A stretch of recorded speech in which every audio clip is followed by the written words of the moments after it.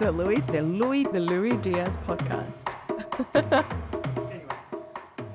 Welcome. Look at me. Thank you. Another episode that I start all disheveled and like trying to figure everything out. And as you can see, it's an intricate little setup. I There's love it. little buttons to press to make sure I'm recording there and here.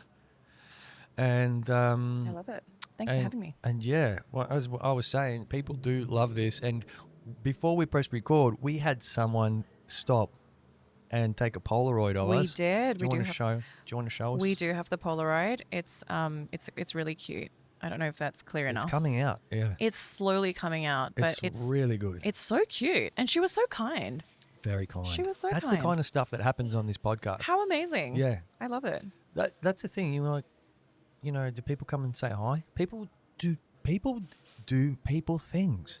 People do people things. And you know what? That's probably really appropriate because you've started a community, Candid Convos. Yes, I have. And, something tells me, and you'll clarify this, but something tells me you started it because you see the value in connecting people. You are a people person and I am. you thrive on connecting with others. How cool is it to sit here and do a podcast in probably one of Melbourne's top 10 destinations, right? But then have uninvited a complete random stranger just go, you know what? know. I want to engage with this. I want to take a Polaroid and give it to them. How cute! I know. So cute. That's so amazing. And that's why I've become addicted to this location. That's People are great. like, oh, can we record over here in like my... I'm like, yeah, but here's the thing. When we record in the laneway, stuff happens. Things just happen. To just make it, just to elevate the experience. Fair. And I know that you're dubious on it because you think, oh, dodgy laneway.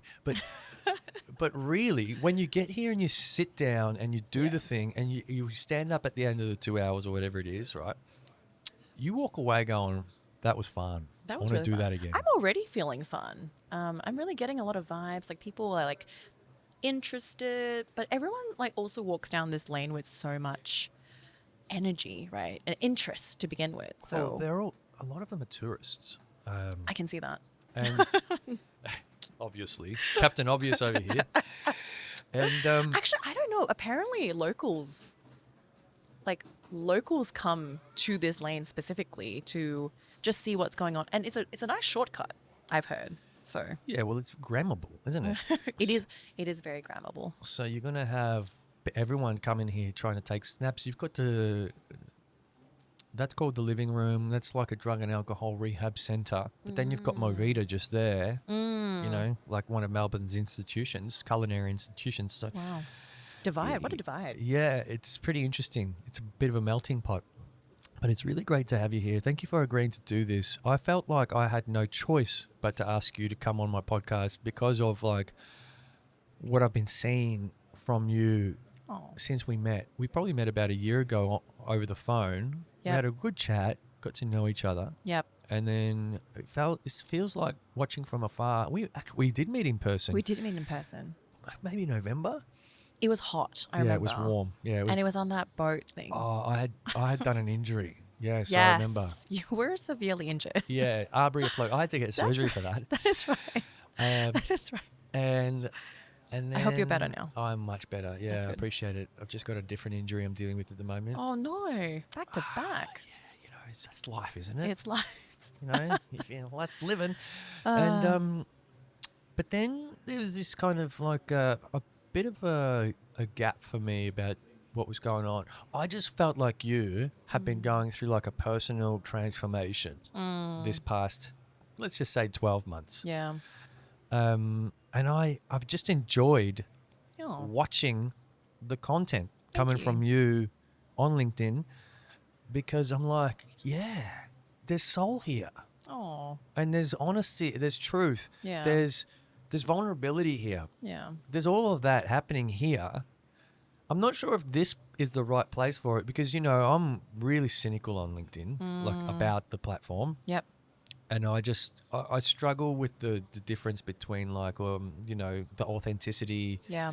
which is, definitely needed. Yeah. But then like some of the other stuff that Yeah. you're just like, was that for this or Facebook? You know what I mean? Did that belong here? There's quite a lot of that now. Yeah. Yeah. And so with your stuff, I was like, this is refreshing good Well, thank you. because you managed. I mean, you've had a great professional career. So, you know, you were like, oh yeah, I'm doing Candid Convos in Melbourne. I was like, you don't do this now, you just don't do it. Yeah. Yeah. And I wanted another opportunity just to chat with you, but this time I wanted to record it. Oh, thank you for having me on. Thank you for inviting me. Pleasure. How exciting. My pleasure. Yeah. And now, and welcome to Melbourne's Four Seasons. Thank you. It's currently I sunny. know. I love it. Yeah. At least there's no strong winds that I was trying to brace myself fighting for my life yesterday. The sun is out now and it's actually glorious. Yeah. But yeah, I'm loving it in Melbourne. I've always loved it in Melbourne. Great vibe here. You're a Sydney sider, aren't you? I'm a Sydney cider. I try and like keep that on the down low. We won't say it too loud, don't worry. You know, there's some pretty rough sorts that come out of the living room there. Oh man, why did you have to tell them? Oh man. It's all right, she's with me, guys. Yeah, I'm a friend. I'm 100% a friend. I brought the event here. It's been a blast. Well, tell us about the event. What is it? Yes, well, Candid Convos. I launched it. I really started community building and launched Candid Convos this year. It really stemmed from the fact that I felt like networking events was just broken. And I don't think that's a bad thing. I think they were just engineered or built for a very specific reason, which was just work. And everyone was asking the same questions over and over again. What do you do? Where do you work? And it felt so boring. Yeah. You know, I mean, I'm sure you've gone to many events before. Yeah. And it's like 5:30, 6 p.m. on a weekday after a long day at work. And you just get hit with the exact same questions over and over again. But for some people, especially if it's a job that you don't even like. I know. Imagine being asked, No. what do you do? It's crazy, right? So I was in a transition. Yeah, like honestly, like this year has been a huge transition for me. Yeah. I left full-time work in October with no idea of what I wanted to do. Like, Was that by choice? it was by choice. Yeah. I left Adobe at the end of August and I took 2 months off in the hopes of solo traveling. And then I had to end up caregiving for my family. Yep. And, but what's been really hard is I didn't know what I wanted to do. And I would, bring myself to networking events because I was like, I got to know what's out there, what's happening. That's one of my recommendations too. I maybe even said it. Yeah, to go out. Just go to networking events. I mean, you have to get out, right? You have to get out. You have to get You out. have to meet people. 100%. You never know where. This is what I say to people. You never know where your next buyer is coming from. It's so true. So I went to a ton of networking events and I found that actually it was really, what was really interesting was I didn't know what I wanted to do. And everyone asked me questions like, where do you work? What do you do? And I'm someone who will just like tell them exactly how I feel. And I was like, I don't know. I'm figuring out, right? But imagine that conversation because that wasn't a typical answer that they would expect. And so it kind of broke them a little bit. Like it kind of caught them by surprise. Okay. And then they realized they're like, well, she's never, okay, this answer is not what we typically hear. And I don't know how to respond to that. Yeah. And then I just realized that everyone was asking that question because it was like an engineered question, right? Like it's just the go-to. And it's not because you especially like it either. Like you're just asking it because it's typical. What do you do? Where do you, Tick. yeah, where do you work, right? And I broke down those walls to really just get to know them. Because I believe that everyone has a really interesting life story. Yeah.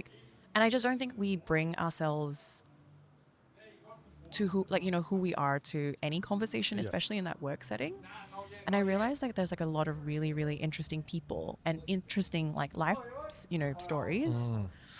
And so I actually noticed as well that more networkings that I went to, the same things happen. And when I met people at these events, they're like, oh man, it's just so nice to talk to like someone that's not anything work related. Yeah. Then from my journey of the last, couple of months when I left Adobe, I met more people. And then I also just realized that everyone was like, why is it so hard to like make friends with someone else who is not in your company? Or actually, if you're job seeking or if you've been laid off, it's a really isolating journey, right? Absolutely. It's so hard. It is. But there's no space that exists where you can actually just come and just like be. And so I soft launched Candid Convos in April of last year. April this year, sorry. April this year. Yeah, I was like, I'm hasn't been that moving long, ahead. Surely. Let me reset. I've started it April of this year. Yeah. With the intention of just creating a space, themed topics, and no agenda. Zero work networking is what I'm calling it. And I think it's been magic. Like, people have come and they've just felt so relaxed and so it's so freeing to just be in a space where you don't have to be your work identity. Yeah. You know you're there to catch up with business connections. Interestingly, I've been able to draw a range of people from different industries, different age ranges as well. And even part of what makes Candid Convos a little bit different is that I want to challenge people to see that if they bring themselves to the conversation as themselves, how much can you actually form a different, authentic connection to that person before you move into work? I don't know. I just feel like that must be so hard for some people. You know what? Of course it is. Yeah. I mean, it's this. I'm trying something completely new, right? Yeah. But I feel like I help create a space where that's also what I do naturally. Yeah. Okay. And I think by showing that to others that it's possible and it's actually like fine, you know, I think people do adopt that or actually they're more open to trying. And you know what started as like a 25 people rocking up, which I already think for the first one was a lot in Sydney. It's pretty good. 25. 25, right? Like it's not a numbers thing, but I think now, it just August. Yeah. It's 4 months ago. That was 4 months ago. I've done 3 events in Sydney, the first one in Melbourne. And I think the main similarity that I can draw across is that everyone's just craving authentic connection. Like, we just don't have that anymore, you know? Yeah. Or it's hard to find. It's not like we don't have it. It's hard to find. A space doesn't exist. And that's where Candid Convos come in. Yeah, I agree. It's hard to hear like we don't have that anymore because I think you and I, if we really think about it, we know we can get it places. It's just, I think the majority. I think it just needs to be like sometimes the settings just need to be different or the conditions need to be set for some people. And I think it's more important now than ever because of, you know, I can't believe we're still talking about this, but like post-COVID era.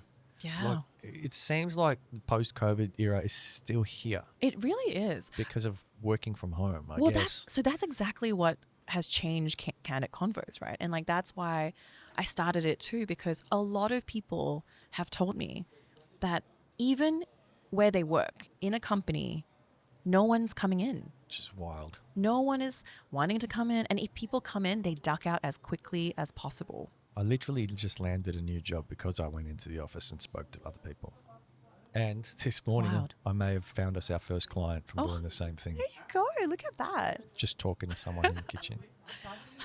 Well, but it's like wild. we're almost resetting the behaviors that we had pre-COVID. But I think a lot of people have gotten so conditioned from how things have changed. And I just haven't seen spaces where people are allowed to explore new versions of themselves, right? Because let's be honest, like after COVID, I think everyone went through a huge change in whatever that could be like. For sure. Right? Relationships, family, job, personal, everything.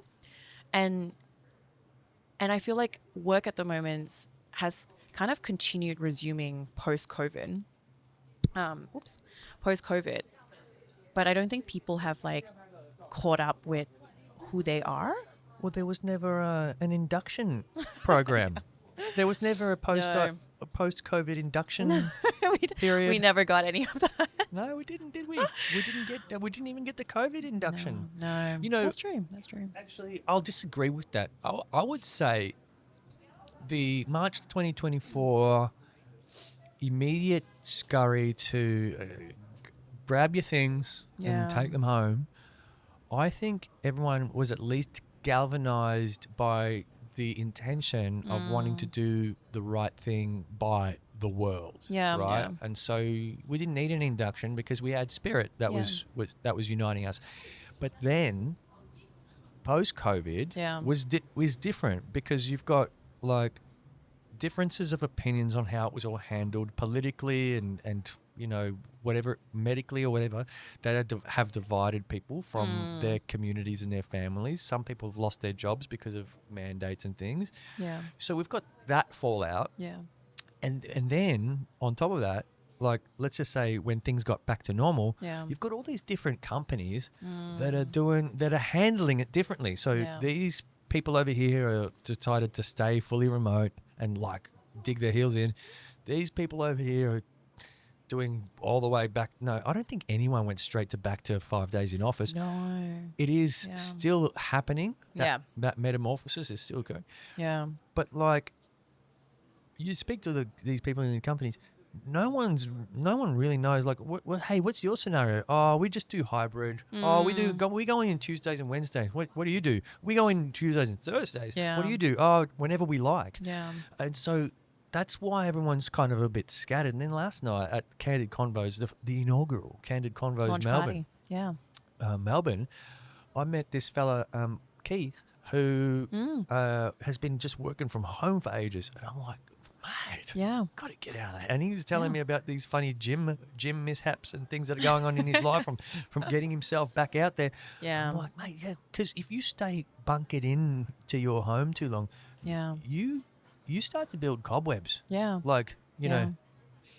But you know what's, like, there was actually more people at the Candid Convos launch party yesterday that was in a very similar situation. Like, they work from home, and even if their companies, for some people, have a hybrid mode, not everyone goes in at the same time and everyone kind of goes in and ducks out. There's still no space where people can actually come and like just go back into that networking, like social activity, right? And I heard so many times that people were like, oh, well, I want to get out. And I think for a lot of people, it never existed. So how, like, where are they going out to, right? And I think I started to realize that in Sydney as well. Like, people were just craving a space, and like they would go to networking events because they felt like that could kind of fill that space. You could meet other people. But the problem is, and I don't think this is a problem, I shouldn't say that. Like, networking events are designed very differently. Or like events, like work events, they have an agenda. They have speeches, they have panels, they have sit downs. It's formal, right? Yeah. And let's be honest, when you're at a networking event for work, the way that you talk to someone, there's a reason for it. When you find out where they work, when you find out who they work for, maybe you might just naturally, subconsciously fall into a pitch mode, or to be, you'd be pitched to. And I think a lot of people, feels like that sometimes, right? Yeah. And most of the time, when that happens, people get so annoyed that they've lost the opportunity, or they've never had it to begin with, to even ask that person or talk to that person about, like, what is it that they, like, who are they? Like, who are you outside of work? Like, what do you like to do outside of work? Yeah. And so I felt like through the 4 events that I've held so far, and by the way, all of them are a social experiment as well. It's given me some really good points of what people are craving, and that still stands. And so it's so interesting to see how people interact in those. And they can look forward to getting out during winter, by the way, both in Sydney and Melbourne, to come and just chill and meet people. How cool is that? Yeah. How cool is that? It's cool. Yeah. Yeah. No, it is cool. I love what you're doing. I think there's definitely a need for it. You know what? Yeah, you're right. The networking is essential. Being able to connect with like-minded or aspirational business people is important. There's no post-COVID, post-modern way. No, I can't see anyone that's tackled that problem. I'm still a bit confused about it. Not the virtue of it, but just, I mean, I speak to a lot of people, you know me. Yeah. So I'm like, I'm struggling with it because I already get my fix. Yeah. You know what I mean? Yeah. No, it's true. Like I'm struggling to Yeah. put myself in the shoes of someone that doesn't. Yeah. Because, by the way, I've been in the office pretty much 5 days a week for the last 3 years. And half of that was by choice because I hate working from home. Yeah. Because I hate that and I use that word pretty strongly just then, like hate. But I don't like the employer impeding on my physical personal space. And as soon as you turn that camera on in your house, your employers, everyone's seen that, BBC News presenter with the book, Oh, yes. on the bookshelf. You know what I mean? Yeah. That's what happens when we let people into our homes. Now, by the way, I don't have any of those things on my bookshelf, but so that's not what I'm worried about. Yeah. Yeah. I've got nothing to hide really, but that's the space where I sleep, where I eat, where I meditate, where I read my favorite books, where I laugh at stupid jokes. Yeah. That's the place where I do all that. Yeah. I don't want you in here. No offense. Yeah, I like you. I work for you. This is a good company. We do stuff together. Yeah. I need to have that boundary. 100%. Yeah. I think what's hard though is some people are thrown into that without a choice, right? Like if most of the teams that they work with are overseas or, true. whatever it is, they don't have that ability. And like I said, through Candid Convos, I've spoken to so many people where they're kind of just thrown into this, and some people thrive out of it, right? Like they are, they're more introverted by nature, and working from home allows them to be more productive and, allows them to be more expressive, and that's fine. But I think what's interesting now is that the events draw people from all sorts because people are just willing to try something where you can actually make friends with someone who's not from your company, who's not from the same industry as you, but someone who also genuinely wants to try and make a connection out of it.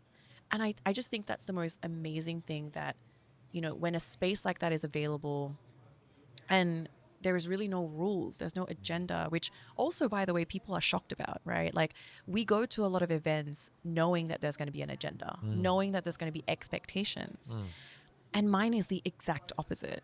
And it's not a surprise. Like you've been to it. There's nothing that takes you by halfway through there's going to be a surprise agenda. Like none of that, because I feel like those conversations and how people express themselves comes out more naturally when they're just given the chance and the space to be. That makes sense. And by the way, both of us probably we are extroverts, or at least we like being around people, and I've got a limit. No, same, to be honest. Yeah.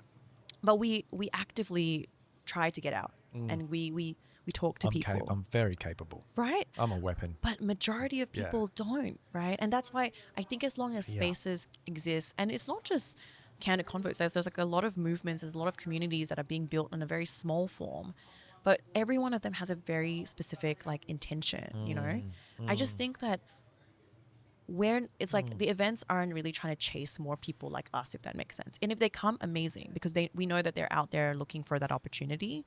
But at least for Candid Convos, I want it to be a space where I know that people can always come back to whenever they want. Yeah. And I think that's just what it is. Yeah. Yeah, well, and I'm sure it will evolve. But just as yeah, of course. Hopefully. Yeah. It's inevitable. But just as you were talking, I was just thinking, oh yeah, I've been to that event where there's an agenda, and that it's a 2-hour thing, and the first hour is just the workshop or the keynote or the panel discussion or whatever it is, and then there's the networking bit. So you know that you're going to get that, and there's two observations. Yep. The first one is that you might go to that, and then the discussion was good, but how much is it kicking off in the networking hour? It's and one of the companies in the co-working space where I've been working had this networking event, maybe June sometime. And I just gate crashed. And they knew I was going to gate crash. Yeah. I just wanted to see, because I was impressed. I was like, they seem like introverts in this office. Right? They seem like a bunch of introverts. Yeah.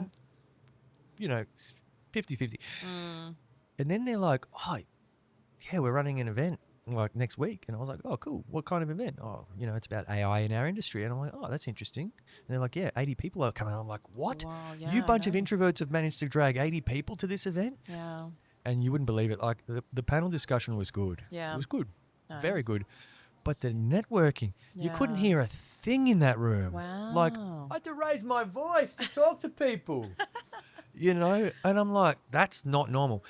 And then there's the other event, same format, Yeah.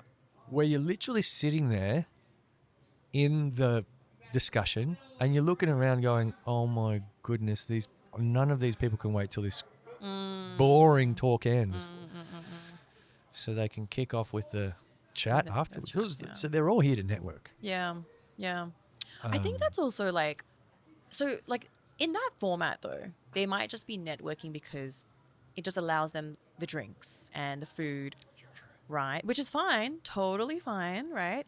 But I still think you can't get deep into those conversations. At least you can't. You've got to be careful. You've got to be very careful, right? And it has a purpose. I think I don't diss any networking, like networking events, because I just believe they were built for that very purpose. For sure. What I found with Candid Convos is that instead of calling it an event, it's really like a party. Yeah. Like I set the time from 5:30, and for the very first couple of ones that I've done, I have literally no expectations of how it's going to go. I don't know what the vibe's going to be like, right? Like I know what I can bring, but I don't know how it's really going to be. And what's been interesting is like from 5:30 onwards, people will rock up from there. Many days these days, a lot of people are coming early, which is great. But once again, observation. And then people just literally stay on till like 8:30, 9 with a no agenda format. Yeah. Right? Like I was there till about 8:30 last night. Yeah, and that's like good 3 hours. That's solidly. Actually, my legs were sore from standing at the end of it. I stood the whole day too. I was like, wake up. But it's so fascinating to just see people at such different stages of life come together and just be able to chat. Like in Sydney 2 days ago, I had the youngest guest come, and she was a 2-year-old because I met this. She would have had a lot to say. Oh, she had a great time. Her mum, Natasha, was really keen to come to the event. And, she was a little bit worried. She was like, look, I just don't want to ruin the format of your event. But I have a little 2-year-old. And I was like, bring her. I was like, if you feel comfortable to bring her, I said the space will be made for that. Like, I will make sure that the space will be made for that. And I love that, even people are thinking of ways of how they can also incorporate their child. I even had people bring their partners along. How amazing. Yeah, that's good. It's become a party. Yeah. See, that's good. And see, I like that. See, now it feels like it fits in my head better. Now that you've gone from terming it a networking event to a party, and I'm like, oh, that person brought their kid and that person brought their partner. Yeah. I'm like, oh, yeah. I think we actually know how to do this. We've been doing this for a long time. Well, to be honest, I had to ease into it. I won't lie. I had the idea in my head very clearly, but it's not like something that I felt people would get on board with so quickly, right? Well, yeah. Take me back to the moment you had this idea. Oh, it was when I was personally experiencing it myself from going to these networking events and just feeling like really. You were like, that's it. I'm starting a new one. I'm like, these conversations need to change. And did you say that there? Did you? I think sucks. I'm out of here. I think my inner voice was real loud because I got so bored in some of the conversations, and I was like, "You don't even want to be talking about this." Sure, it was your inner voice, Cheryl. Actually, to be honest, I did call out some people, and I was like, "Are you like?" I was like, "Do we want to keep talking about work?" But it kept catching people by surprise, and it shocked them that I think it kind of broke them temporarily. So I had to take it with ease, but I started small, and I just I want people to know, I don't plan Candid Convos so with so much like seriousness and Yeah. like, you know, all this format, right? Like it's all a social experiment and I'm going along with it every single time. Yeah. I think ideally if I can change it to be like a vibe party, oh my God, that would be like the goal. But The once again, vibe party. but that's overwhelming for some people, you know, and like I think the one thing that someone said to me very sweetly, Yep. who came to 2 of my events in Sydney, she was like, I really like coming back to your events because you're creating like a third space. And I didn't really know what the terminology third space. I heard that recently. What is that again? It's essentially like Third a spaces. space where you actually have in your repertoire as like a safe, comfortable, happy place that you have really good, like positive Right. memories to it. And I was like, that is like so sweet to say that. But that's what also, it's not just my events, but a lot of communities that are being built, like the intention is to be that third space, right? Like a place that you can always come back to and just be in whatever space that you want to be. I think I can resonate with that. I think I could use this as an example of that, actually. You know, because this podcasting thing can be done in a studio, it can be done over Zoom and stuff. I just felt like the best of me comes out when it's less contrived. Yeah. And those conversations are usually in cafes and bars, and you know, like there's other stuff happening. There's no pressure. It's not like I've brought you into this studio space. Yeah. And we've switched the cameras on, and there's soundproofing all around us, and it's like, all right, let's put our game plan. It's formal. You and I are just sitting in like the equivalent of it. It's a cafe, and I feel immediately relaxed. Yeah. And I think that's also really part of your energy, though. I do want to call that out. Like, it's very easy to like have a conversation with you. Yeah. And I think it's just like elevated in this space. Yeah. Because I've actually just done a recording for another podcast recently about work, and it was through Zoom, which was also fine. But it's hard to find that connection sometimes, like because there's like a little bit of a lag, and it becomes, I think actually it's sometimes a bit more formal when you know, oh, we're going to switch recording on right now. And then somehow everyone just like gets into game face on. That's so true. But I think like coming into this has been so fun because like even walking up to this spot, like I just felt like, oh my God, we're just going to have a really fun conversation. For sure. And people are like, curious and walking around. Yeah, 100%. It's got a vibe. It's full vibe. Yeah, so I mean, using this as an example, I can really relate to that notion. And like I'm like my bar's kind of a bit more up here, as we sort of said before. I'm very social. I'm quite candid. I already know how to do all this. I already go into the office 5 days a week. So like trying to understand, why you put this together. For me, it's like paring back to oh yeah, that's how. Yeah. Okay, and some people are less socially, I guess, practiced. Yeah. I'd say that's what it is. It's not capable. It's practice. Yeah, and it's completely fine, right? Like I think one of the things that I always tell people, and so for anyone who wants to come to a Candid Convos event,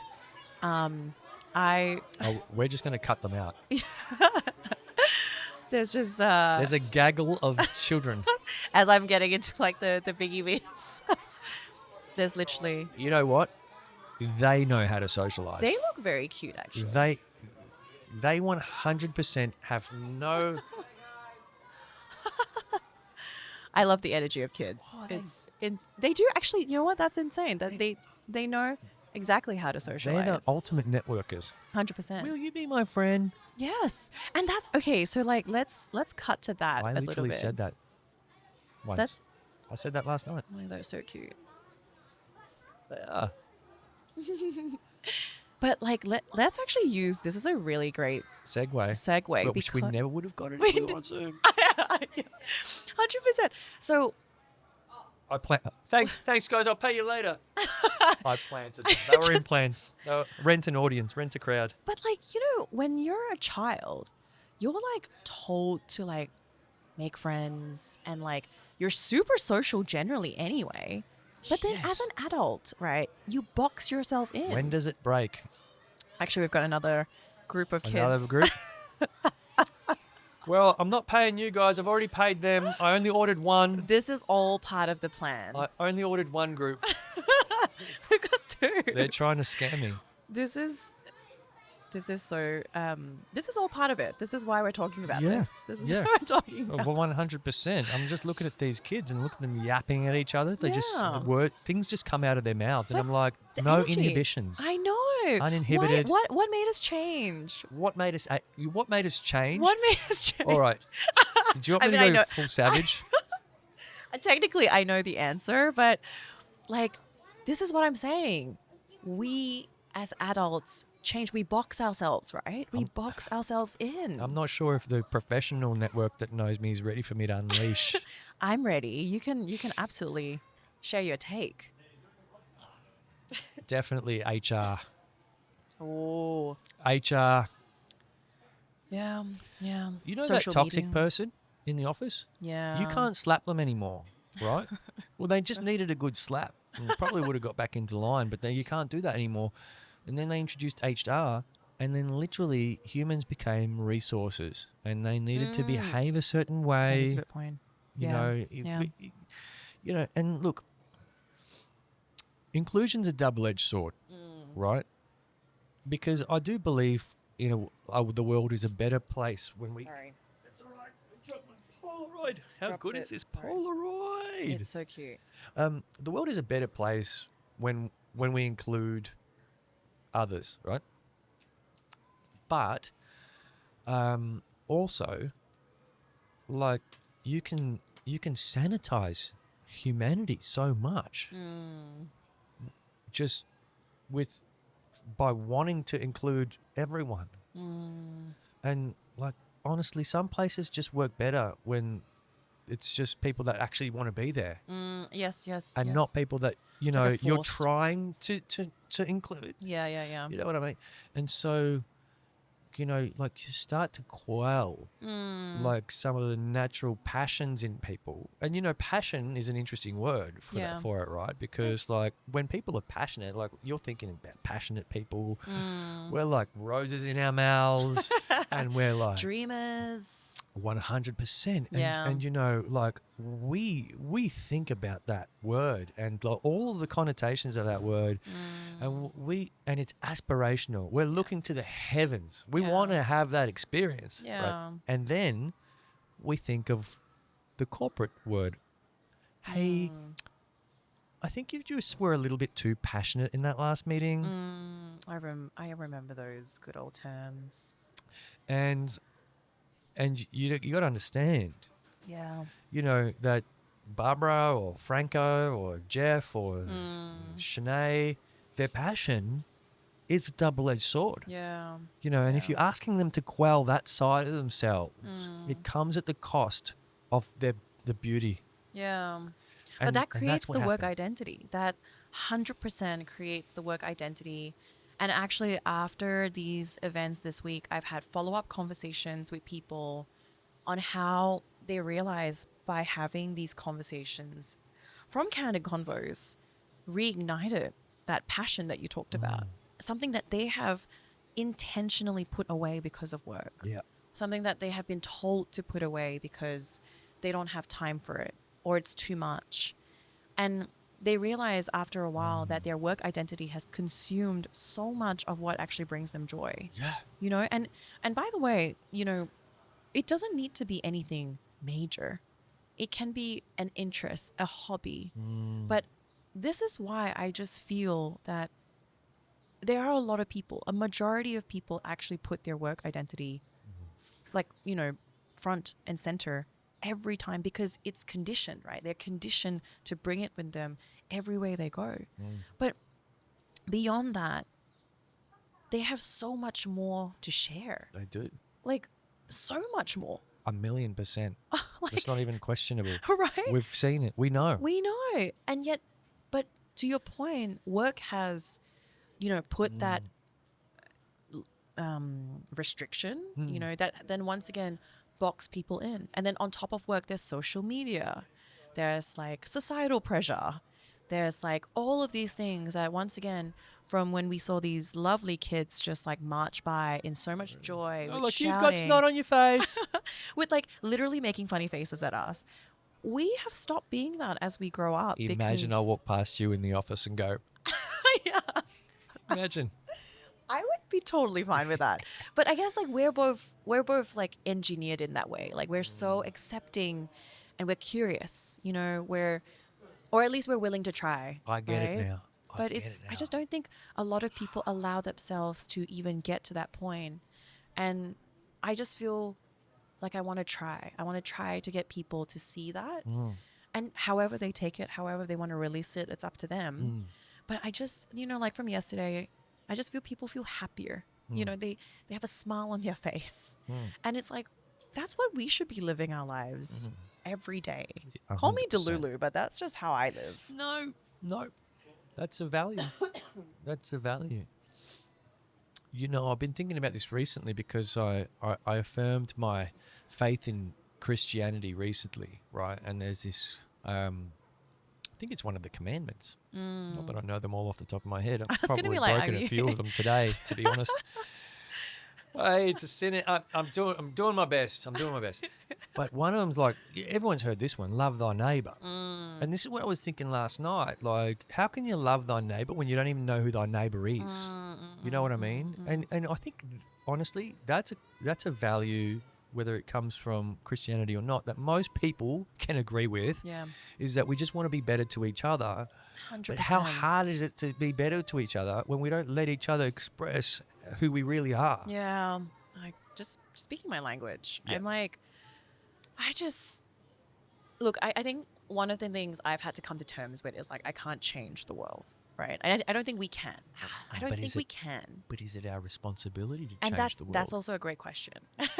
And when I broke it down, I was like, I feel like as long as I can create a space and I can help people discover something that's important to them, something that brings them joy again, they can pass that along, right? Like, and that's more than enough for me because I feel like if someone else can walk out of this event feeling happier than they did the day before or the week before, how amazing. Like, how amazing is that? I am guilty of only speaking to basically 2 people for the entire night last night. Look, to be honest, that's totally fine. I'm not expecting people to also like speed conversations. Like, organize yourselves.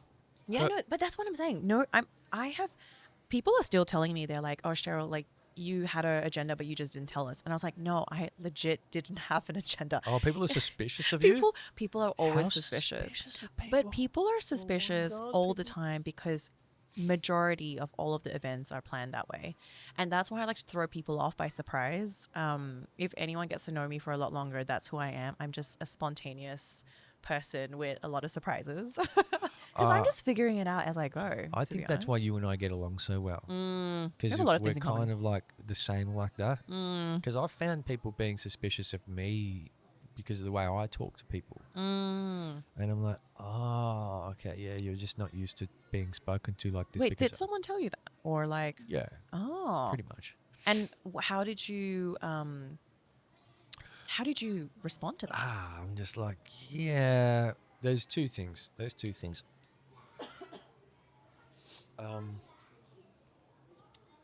So, like, you know, I was like, oh, yeah, all good. I'm fine with whatever you think, whether you're taking it positively or not. But here's the thing. I work in an industry.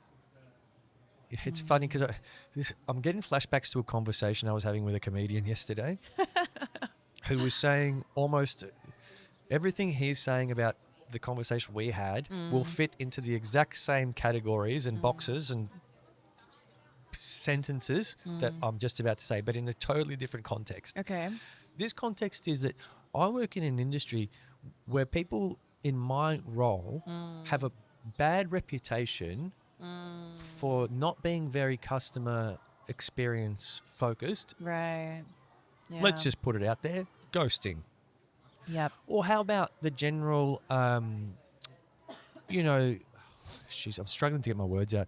It's like the process map of an applicant journey.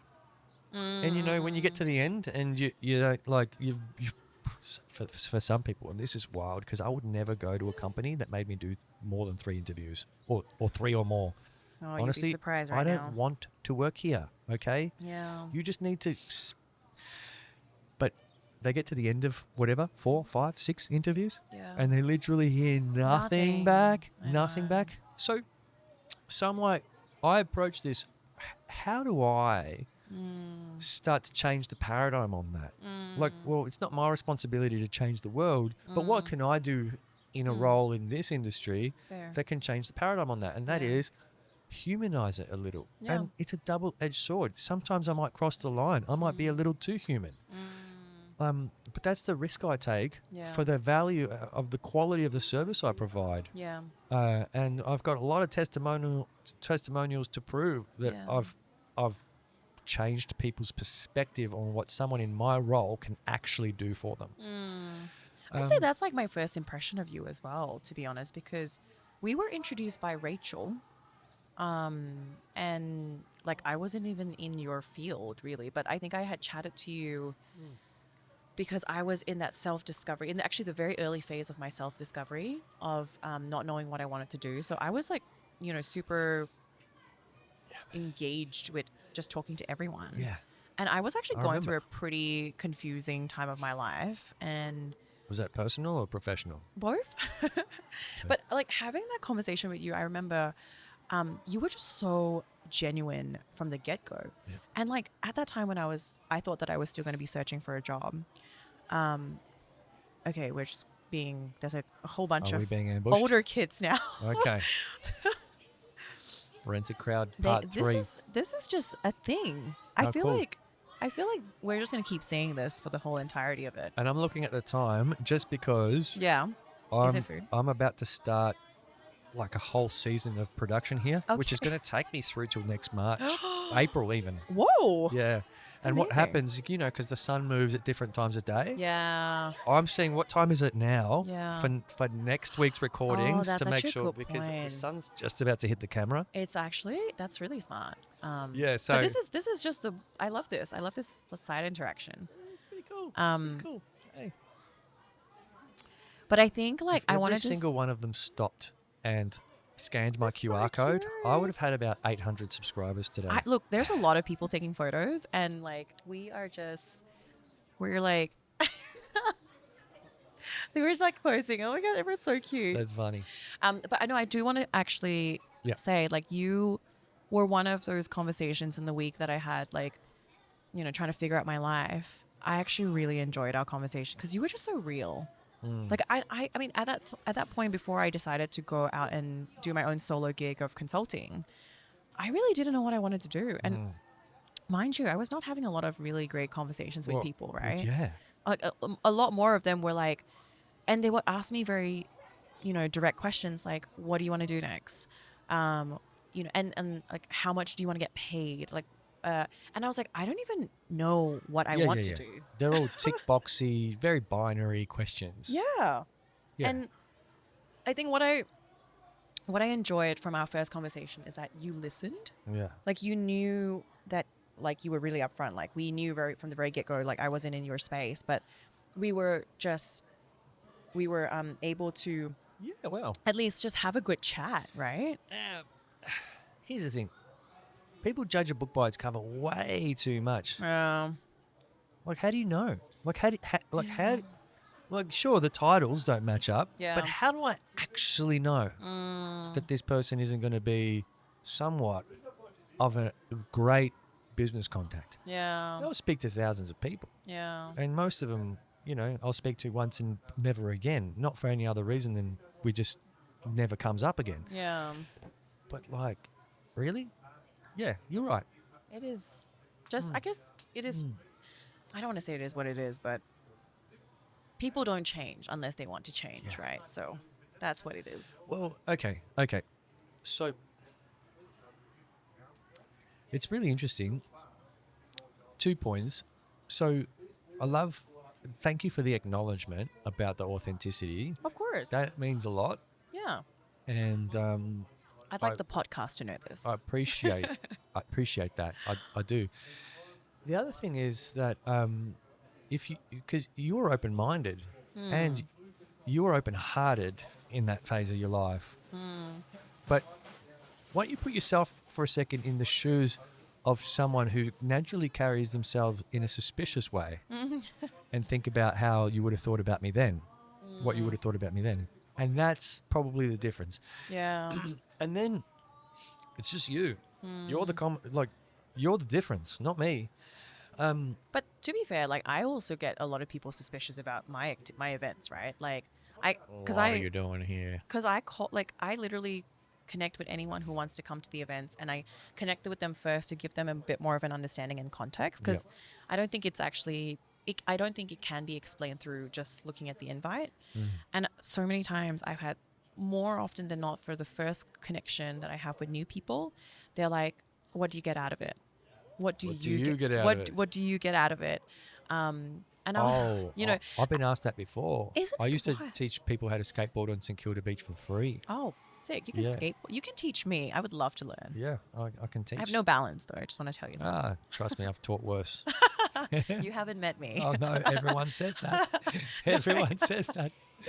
We're going to schedule this in as a follow-up from the podcast, and you can watch me fall on my face. You have no idea how good a teacher I am. I don't deny you're a good teacher. I'm just a really bad student. And those are my best. I'm looking forward to it. Yeah. But so I know, because of that experience, people would say, I did it for free for a whole summer. And then after a while, like after the first couple of weeks, I started up a Facebook page, because some social media marketing girl at Republica on St Kilda Beach was like, you should start a social media. And I was like, no, I don't want to do this. Yeah. I just want to just give something. Yeah, fair. I'm sick of hustling. Yeah. I just want to teach people how I to know. skate for a bit. Yeah. But then it turns out I took her advice, because I was like, well, maybe a Facebook page would be the best place to get to put some photos up and remember this experience, because I'm not going to be doing this forever. Then I was like, why don't I just collect some reviews on this Facebook page? May as well. Yeah. And then it started being, all right, the lesson's free, but you've got to give me a review. Yeah. Fast forward, like end of the summer, finished giving free lessons. Yeah. Come back like over a year later, I'm back. Yeah. I want to do the skate lessons again, but I Yeah. don't want to do it for free. Yeah. Someone said Airbnb experience, and I was like, an Airbnb experience, the application process is like, show us that you're an expert. Oh. And then I was like, Wait, did you record yourself in like... no. Oh, okay. I sent them a link to my Facebook page with over 90 five-star reviews on it. Oh my and God. not Oh a single, my God. like the comments were like this long. That's amazing. Lewis changed my life.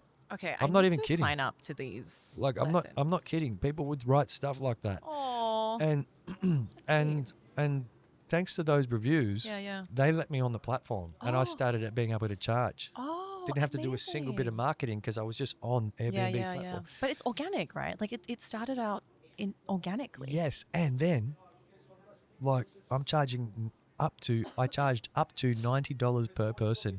I was teaching 2 at a Wow. time. I went from doing this for free to doing this for money Yeah. because of the reviews, Yeah, right? Yeah.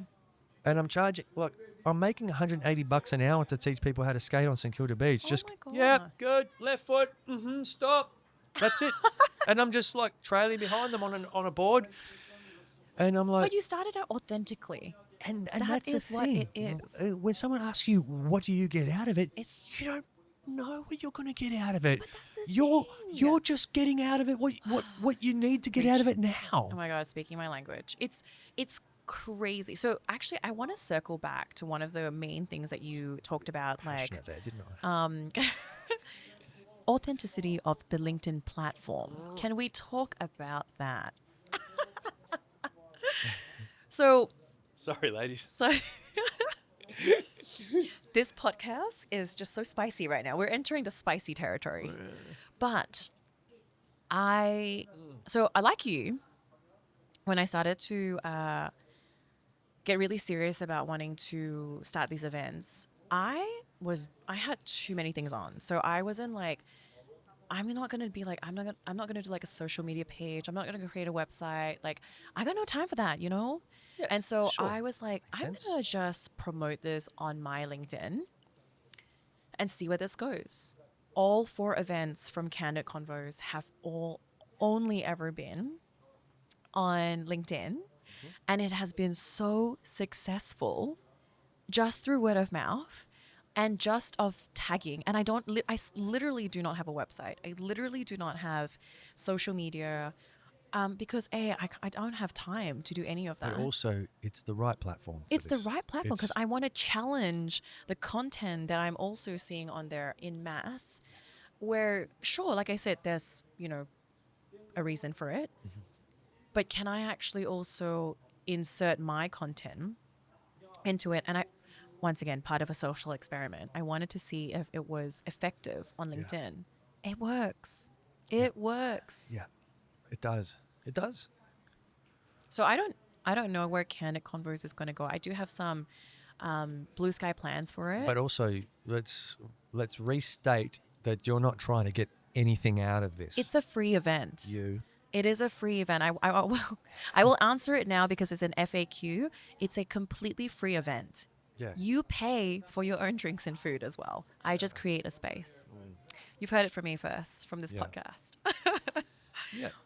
But it is an interesting question, I just right? went to a bar and there was a gathering there. Yeah. And you were there. Yeah. It was so nice that we saw each other yesterday. Yeah. But it's so interesting that is last like the go-to question from anyone is that they think and they always feel that something, like there's something out of it. Right? That's interesting for me to hear because, I don't know, maybe I've just got lucky. I was born under a lucky star, and despite everyone faces challenges in life, and I've had my fair share, and I've even been scammed, I suppose you could say, but I never had an experience or too many experiences, despite how challenging they've been. And I've been racially vilified as a child, and I've gone through stuff, right? So, but nothing like there's no event that's occurred in my life that made me lose faith in humanity. Yeah. And I think you're the same. And so we naturally go into these ventures going, oof, and then someone suddenly crosses our path and is like, what are you trying to get into this? Then I try and get into the psyche of that person's mind, and it's like, oh, they don't know a world where they know their world, they have to run for cover. Yeah, I agree. I think I like that's that important way for us to appreciate. But I think that's such a good way to also look at it. Like, you should never take it personally. And that's like you should never take it personally, right? Like, everyone's going through something. Yep. I'm very conscious that, like, even for us, we all have silent battles that we're going through. You don't know what people are going through. And, like, I welcome those questions because it's a great question. And all I can do is just answer it. I found it hard. I found it hard to answer. Oh, did you? Yeah. Because I was like, wait, what do you mean? Yeah. I was so shocked by it. Yeah. I didn't come prepared with a canned response. I felt like... Other than nothing, bro. You know what I mean? Like, I'm on the beach skating, by the way. So Yeah. Nothing. Just want to teach some people how to skate. Well, yeah, I mean, imagine my response being like, I just want to get people to make friends. Can I tell you the story? I'll tell me. you the story. Tell me Just the quickly, story. because I know you'll love this. I love stories. You'll love this story because I was struggling at my workplace. I went through a bit of an HR situation with the manager there. Okay. Where I was like, I'm going to take a week off and let the company deal with this person. Fair. Oh, dear. Yeah. I mean, it was pretty uncomfortable experience, and I just needed some time off, and I got it. Yeah. But I didn't have a vacation planned, so Yeah. I had a staycation. Oh. And by the way, my colleagues at the time were like, yeah, that person needs their head pulled in. And the only Was people, that because they were bullying. Okay. Really toxic behavior. Yeah. But you took a stand by, like, Yeah, addressing it. good on you. Yeah. Good on you. Because it was unnecessary, and it Yeah. made me feel bad. And I didn't want to feel bad because that was my job. Yeah. So I addressed it, and then I took a week off, and they were sweet with it. They couldn't do anything about it because they were like, yeah, just go. And I was like, what am I going to do? So I was like, just cruising around my hood of St Kilda. And it was a hot day, Yeah. real hot sunny day, like 35 degrees. That's hot. You're going to love this. You're going to love this bit. This is the bit that you're going to love. You're hyping this up. Well, because I've skated to the beach Okay. and something doesn't feel right. Something just feels a bit off. Meaning? The beach is packed. Okay. Like packed. Yeah. But I couldn't hear anything. What? Yeah. The beach was packed, Sounds like a horror movie. but it was dead. It was about as quiet as this. Like, I'm talking, there's 10,000 people on this beach, and you could only hear this. Really? Yep. No music. No. Oh, maybe distant over there. Yeah, but like no like chatting and like just No, nothing No. It was eerie. at the beach. Yeah. 100%. That is strange. It was strange. It's like entering like a dystopian beach. 100%. And now Okay.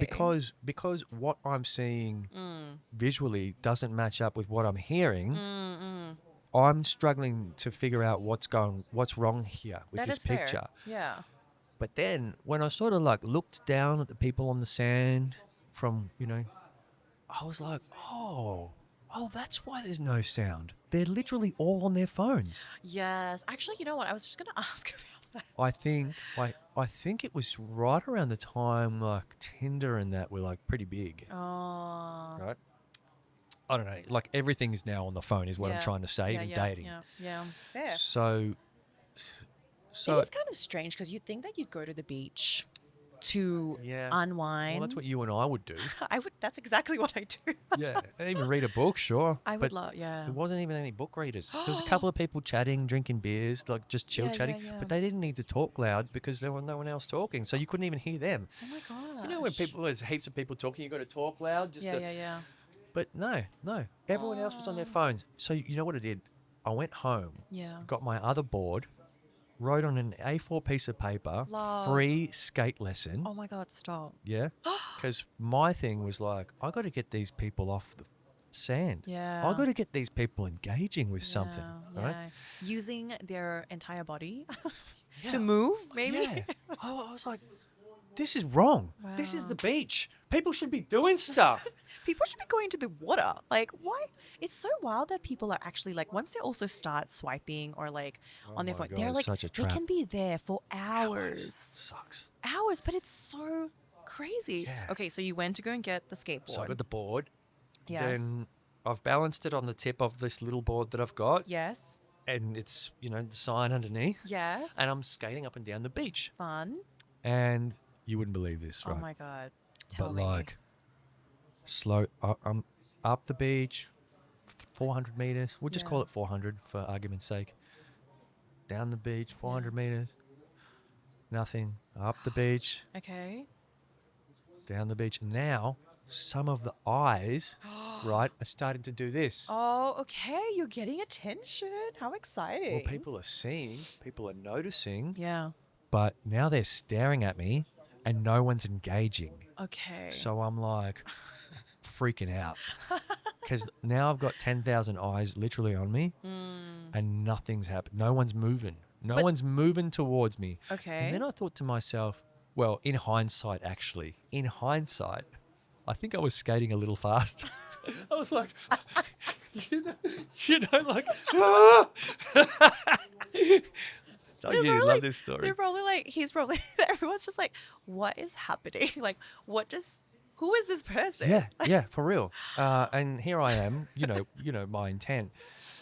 And then probably by like the 6th run up and down, because Okay. I was going to be on that beach offering lessons. Although I did start Oh my thinking to myself, gosh. when am I going to stop? When am I going to stop and just go home Yeah. with my tail between my legs?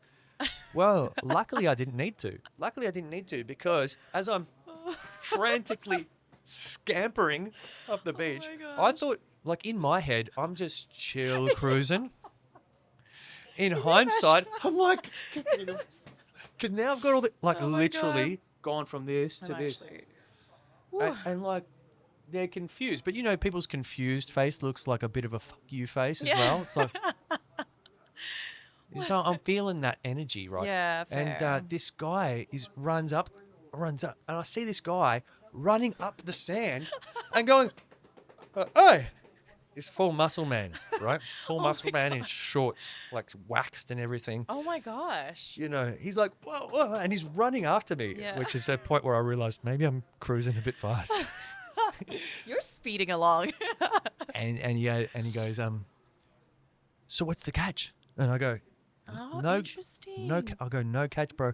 First client. I'll teach you how to skate, and yeah, that's it. He's like, really? You're not going to charge me afterwards? I'm like, no, mate, I'm just doing this for free because I love it. Oh. And he goes, great, because my girlfriend bought me and this is 2 weeks before Christmas. Oh my He gosh. goes, my girlfriend has bought me a skateboard for Christmas, but I don't know how to skate. Interesting. Interesting present choice. Yeah, so the girlfriend bought him a skateboard for Christmas. With He didn't know how to skate. He sees me offering a free skate lesson amazing. and gone, this is my opportunity. Meant to be. Right. But here's the best bit. After that first lesson, I Yeah. did 5 more lessons. With including- the same person. No, with other other randos. people? Okay, so okay. so he was literally The first way. Yeah. Yeah, exactly. The one like all you need is that one person, and everything else just follows, right? Yep. That was the best story. I Oh, love that. well, wait. Oh my gosh. Yeah. There's more. Just one last bit is that kicked off the entire summer of like one of the most incredible experiences of my life. And I should send you a link to this Facebook page Okay, to see what people wrote please. about this. Oh, I can imagine. What people honestly. wrote about this was like, this guy is, this was nearly 10 years ago now. And you know, to have that, like to Yeah. have that memory and to have a Yeah. record of it, of what I Yeah. did for that, you know, to that beach that summer. But every time I was teaching someone else how to skate, Yeah. this guy on his board was not just cruising past, he was flying past. And I would say to my students, you see him? And they'll be like, yeah, I taught him how to taught skate. And they'd be like, That makes you. no, you didn't. Him? I was like, yeah, look at him now. Look how confident he is. And for the whole summer, he would see me. He wasn't on the sand anymore. I my never saw him on the sand.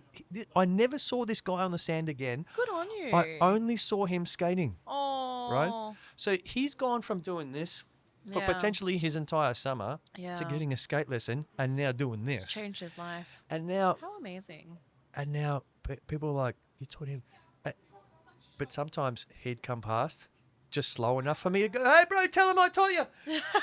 And he'd be like, yeah, he taught me. And my students would be like, no way. Well, but then, you know, like I think it's such a rewarding feeling for you as like the teacher to also see them confidently do it, right? And It's that's the best thing. and the reason I told this long story Best story I've heard so far. is because that's what I see in what you're doing. You know, like you're right in the early days. You're at that moment where that person's run up off the sand. Yeah. Yeah. You know, I didn't know what was going to unfold for the rest of that summer. I didn't know I was going to have these dozens and dozens of 5-star reviews and then go onto Yeah. Airbnb and change people's lives. I didn't know that. Yeah. Just in that moment, Yeah. that's all I needed to know that I need to continue this. Yeah. And that's where I see you now with Candid Convos. Oh, I mean, it is really a very Half naked guys running after you. waxed. I think like the thing that really makes my heart very full is just also people showing up, right? Because it's the trust. And I think like you with this idea of something that they're afraid to do, Oh, right? Like they're afraid to do it, but someone's giving them a chance to do it safely, confidently, openly. yeah. It's just this magical feeling because you get to see that person light up so differently from the first time you met them. And that opportunity of you teaching your first student, you know, he would have gone on to be so happy to have used the skateboard that his girlfriend had got him. This guy was always had a smile on it. I've got to Isn't after it? this. I have to see this. I'll show you a photo Yeah. of me, him, and 2 other dudes on the beach. Oh, Like I was spending like hours. Yeah. I was riding my bike Yeah. home from work in the CBD to get my skateboards and go and spend hours into the night. Sorry. But that's the thing. I think, but you genuinely like what you're doing, and you weren't doing it with any intention than just to make sure that people could get something out of it. They could move, and the same with Candid Convos is that it's just a space. Like I keep telling people, it's a free space. And by the way, I tell everybody when I introduce this to them as well, I was like, you may not like it, but you have to make that decision for yourself. And the only way you can do that is to try to come. Because when you come and you give it a go. Who doesn't like a party? I know. Well, probably a lot of people. But I can't make that decision for you. And I am very accepting to that. I tell people who come to the events, I was like, you can come back. Like the space is here. But it's never like, it's never something where I'm like, oh, you must come back. Or like, you know, the next one's happening in this, like you must come. I'm like, come to it whenever you want. Like, and I get people being so profusely upset and like they apologize over and over again if they can't make it. And I'm like, it's fine. I'm like, the space is always here for you. Like, this is the energy that I want to keep channeling because that's just who I am. Yeah. I just love to create a space where people can be, and however it is for them, they have to make that decision for themselves, right? And I think in this case, like you as well, you've just opened up that space. Whoever who comes and make those lessons repeatedly, and the work that you get them to do is the same thing with Candid Convos, right? Whatever conversations you have from there, the follow-ups that you have, or the ways that you want to do other things, like that's your accountability as well. Like part of it is like, we're not here to change their world. We're just here to give them those steps Opportunity to change and those their own world. and that opportunity. Yeah. But it always falls back on the person, however they want to take it, right? However they want to show up. You can show up open-hearted or you can show up suspicious. And that's it. And they're two different experiences. Two very different experiences. We need to break into the bag because we're like usually like literally like clockwork at the hour mark. I nail it. Even without even trying. Okay. But now we're at hour and 13 and I'm like, Cheryl's brought me stuff and I'm like, okay, well, so thank you. I don't know if this is a mystery to you. Have you had this before? I have no idea. Oh, okay. Well, this is from number 22 Cafe. It's just 500 meters down the road. How did you find out about this place? Because you are not from around here. I am not from Melbourne. I heard it from a friend who's Grapevine. you know, Melbourne local. This place is 5 stars. You're kidding. 5.0? 5.0? 5.0. Hey. Number 22 Cafe. I know what it's like to be 5.0, by the way. Well, number 22 Cafe, 5-star. It's homemade Italian focaccia. Oh my God. Yes. Although I don't know if I said focaccia right, so excuse. Some of my favorite words all in one sentence. So, yes. And I got you their special, their winter special. Thank you. Which is I can't quite pronounce what it is. This is the small one for me. But I can't quite pronounce what it is. And I got you a... it's Italian. It is Italian. It's something amore. Oh, I'm not going to try. A speciale. Something delicious. And it's huge. And look at how much napkins. Oh my goodness. What the hell? Now I feel like a pig. You should open it. I said snack, Cheryl, not meal. People are going to think this guy... Actually, yes, everyone, I am homeless and I do live here and I get people to bring me food. No, but like I couldn't quite gauge how small it was going to be. So it is... Let me show that bag to the camera. Yeah, so this is number 22 Cafe. There we go. And actually, I do have 22. a sweet snack that you can have after. Oh, really? As well. Okay, if I've got room. If you can take that home. Pistachio filling with in bread. Oh, incredible. It's all homemade as well. You know what? I felt bad. I felt bad last night when I said, oh, remember the snack thing? Because maybe... I got pressured. I'm not local, so I had to bring a whole meal. But then... Oh, look at that. My goodness. Look at that. What the heck, Cheryl? I'm going to have to reimburse you because this could not have been cheap. No, this is on me. Like, what the heck? This is... There's a sausage in it. Winter special. Can you show yours to the camera Winter as well? special, yeah. Oh. So I already... this is only half of it, but... Cheryl, I'm freaking out at this. You this don't is have like to eat insane. all of it. This is the eggplant parmigiana. Very good. Which is a lot smaller, but... Yes, that is the... How do I eat this? I don't really know, but she did say, I'm going to give you a ton of napkins. And I was like, no, I've got them. Do you need some? Yeah, you probably need one. I need one. Yeah, I need at one. least one. And you can take the rest of like the 100. Yeah.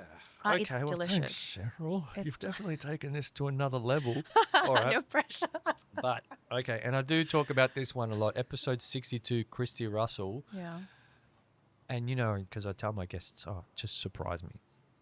She didn't realize that she brought my favorite cake in the world. One that I have like a deep connection to because of Stop. going to the place where it's from. Yeah. A Basque cheesecake. Oh, yum. She baked an entire Basque cheesecake and brought it here. Oh my god. And started offering it to the people that were walking. Episode 62, you've got to Oh catch my this. I think it's God. part 2 because it was a 3-hour recording. Oh my gosh, Yeah. stop. The one that's basically titled Christy and the typical Christy and the Basque cheesecake, And the that one, you'll Oh. see. She's like, do you know what this is? And I'm like, that looks like a Basque cheesecake. And she goes, yep. Oh my and I'm like, god. and then I love it. I think the next episode, a guy brought Italian paninis, Yeah. different to these ones, from my favorite Italian restaurant where I'd celebrated my 40th birthday only months earlier. Oh my god, stop. So, like the serendipities? Yeah, like little moments that you remember as well. I think that's going to happen with you love. and Candid Convos. I reckon you're Oh. going to start to get these serendipities where people, like, yeah. I'm imagining, like, people will show up and Yeah. they're like, oh my God, I haven't seen you in like 10 years. To someone Yeah. else in there. Yeah. And you're going to start connecting people. I think it's happening organically already, which Already? is amazing. Like, also Yeah. maybe because Oh my God, the kids are literally walking past. I'm about to stuff my face. Are you kidding? today sorry in seems to advance. be the school excursion days. Have a look at this.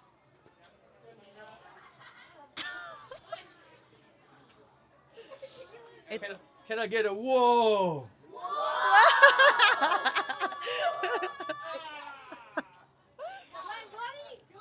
Oh no! that looks so big. It's really good. It's really good. Yeah. You guys are now part of the podcast. Can we get a wave actually? Can't cut You that guys, out. oh, woo!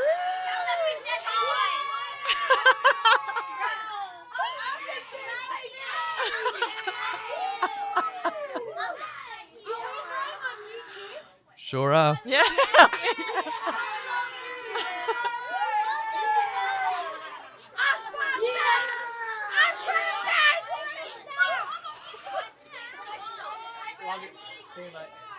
So this is all part of it. Thank you.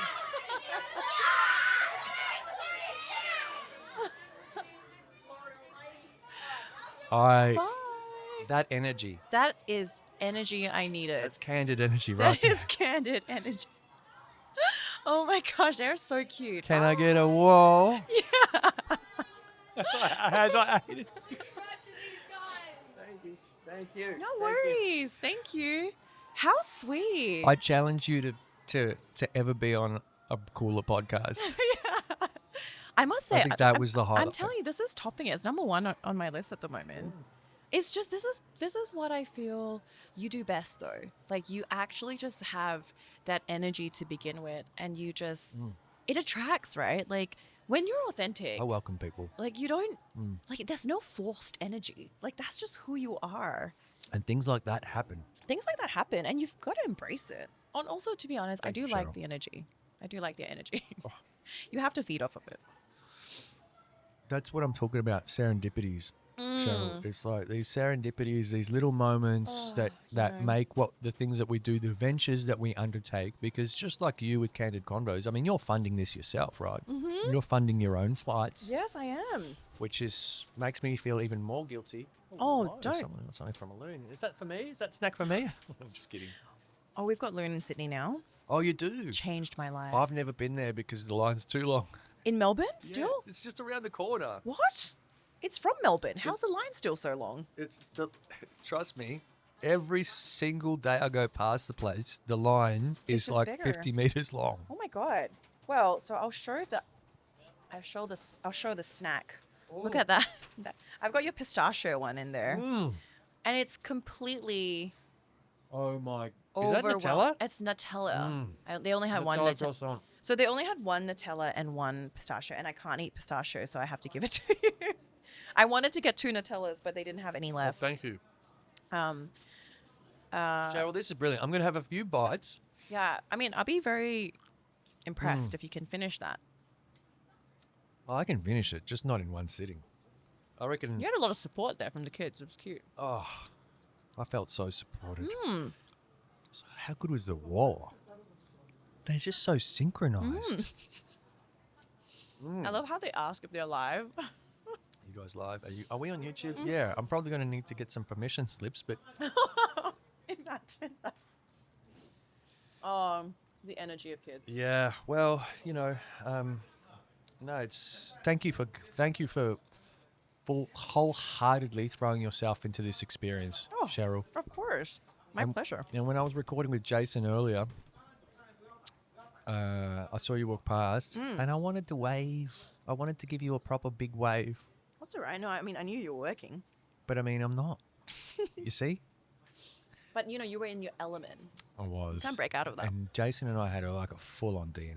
I know, it looked really serious. That's why I felt actually really bad for making eye contact. But then we made eye contact, and I We don't. did, and I held it, and you. I don't hold it. You kept walking and looked straight, and I held it, and I was like, So honestly, I'm Jason- like the worst when it comes to this because people will be like, "Be cool, Cheryl," and I'm like, I don't know how to be cool. no, you were not cool in that moment. I'm not cool in that. But it I'm was not cool funny. in any moment.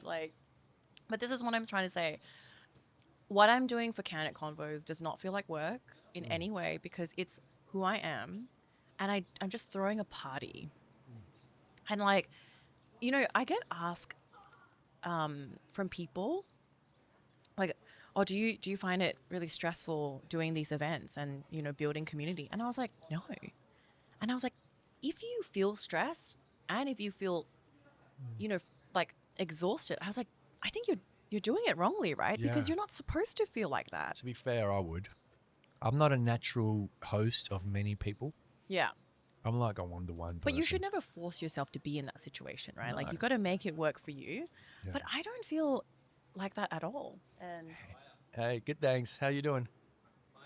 Yeah, it's good. It's good. What's that? Yeah, we're recording. Yeah. You want to say good day to someone? Want to say hi to your mum? Yeah, love to say hi to my mum. Go on. Say hi to mum. Hey Janine, how are ya? Love you, Janine. Love you too, Janine. Yep. See you, fellas. How good's that?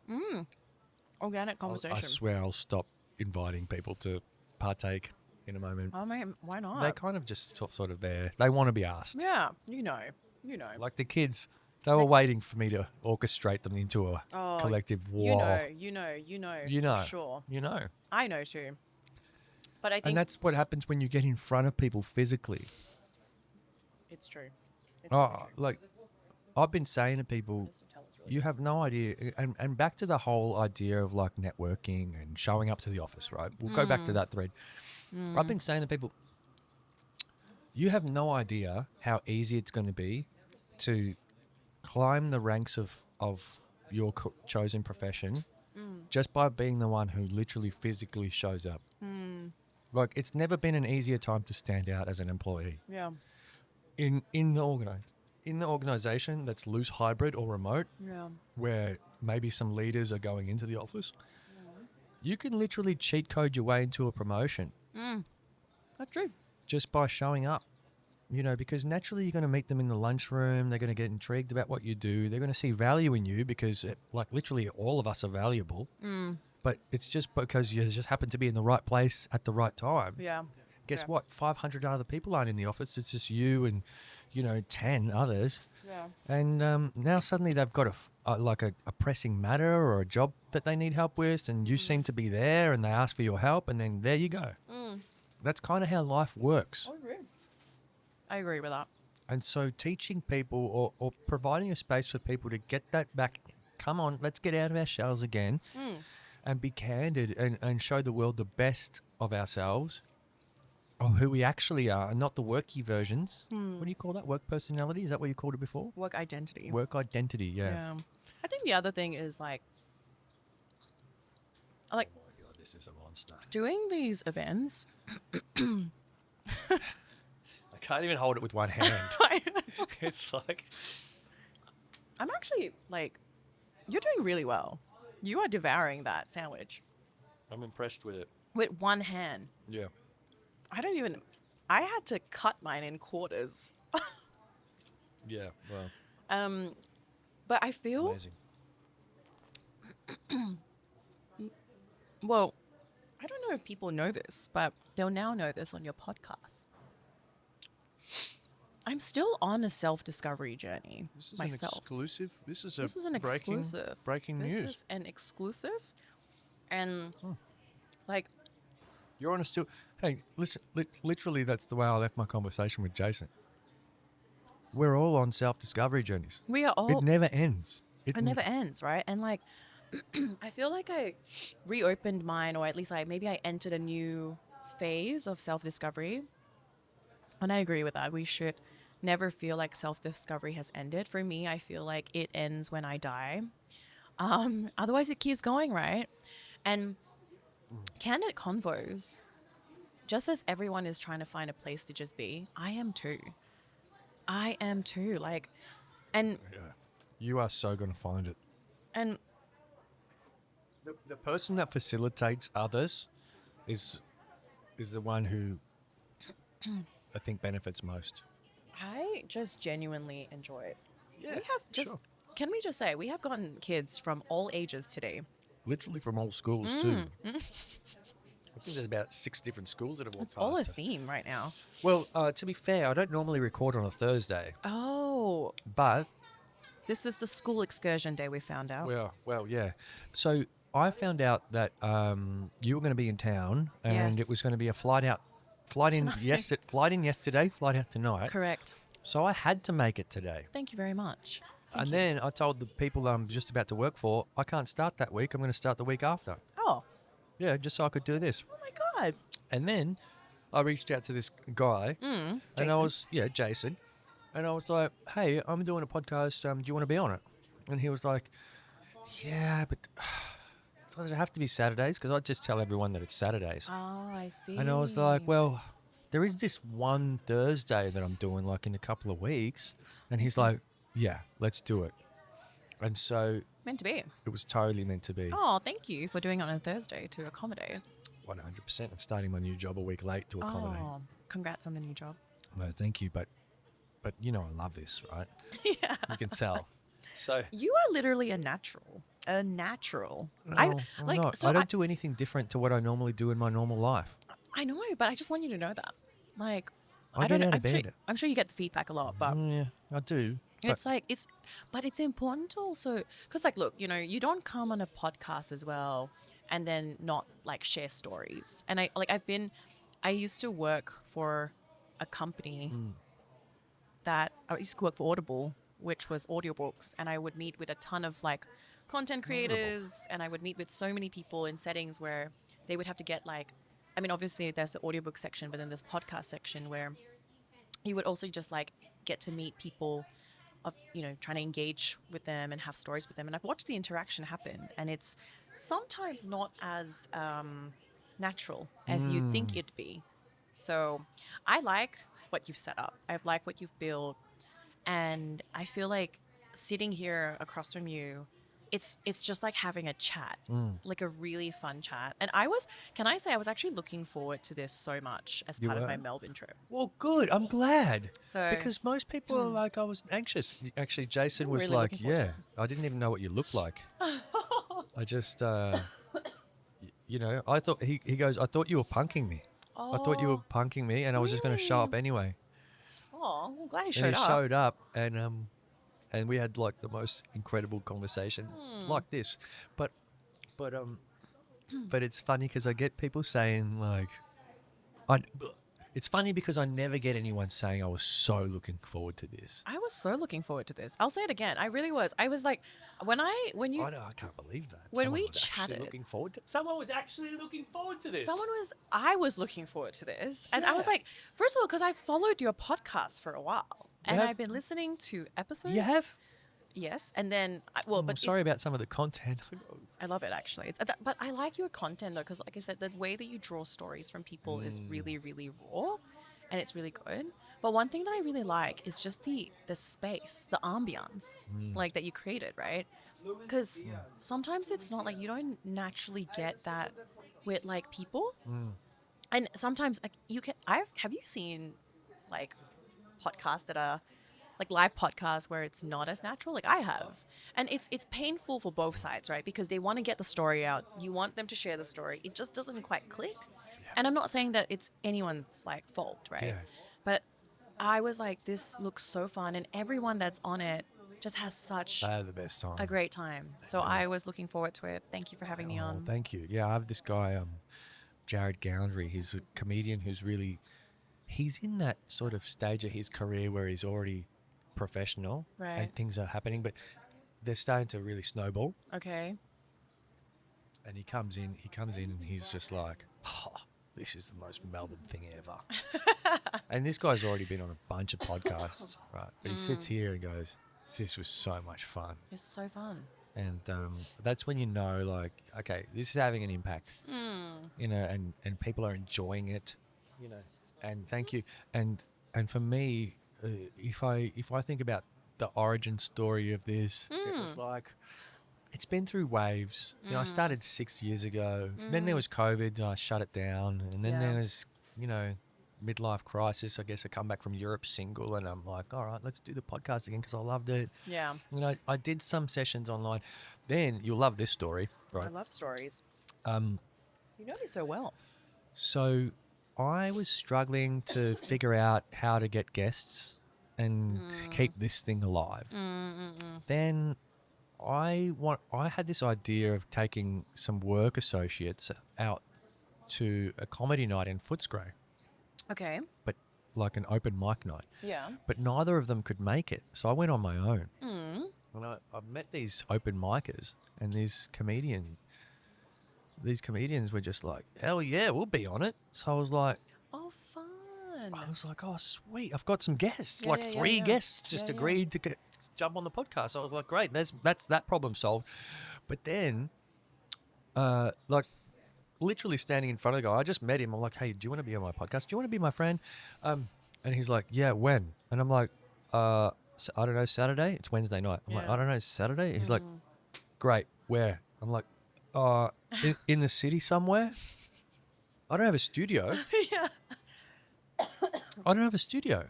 Yeah. So I was like, don't worry about it. Meet me there at 10 o'clock or 11 o'clock, whatever I said, and meet me in the city. That morning, Yeah. he texts me and goes, so where am I meeting you? And I'm like, Were I've you- had 3 days to think about this, and I still hadn't thought about it. Were you passing the area, like this lane, or? I live in Ascot Vale. Oh. I live near Flemington Racecourse. Yeah. Okay. I was like, Yeah. Yeah. and I go, I just panicked, and I Yeah, said, yeah. just meet me in Hosier Lane, Okay. and we'll figure it Meant out. to be. And we set up. We set up just there on the Okay. footpath Oh. in front of the other bunker, which isn't as deep as this one. Oh, fun. And we set up on the footpath. We were on an angle. Yeah. It was a bit awkward, but it was great. And believe it or not, here's what's special about this episode: Yeah. is that episode, someone took a Polaroid of us. And it was my first Hosier Lane episode. Oh my And God, this is my second, stop.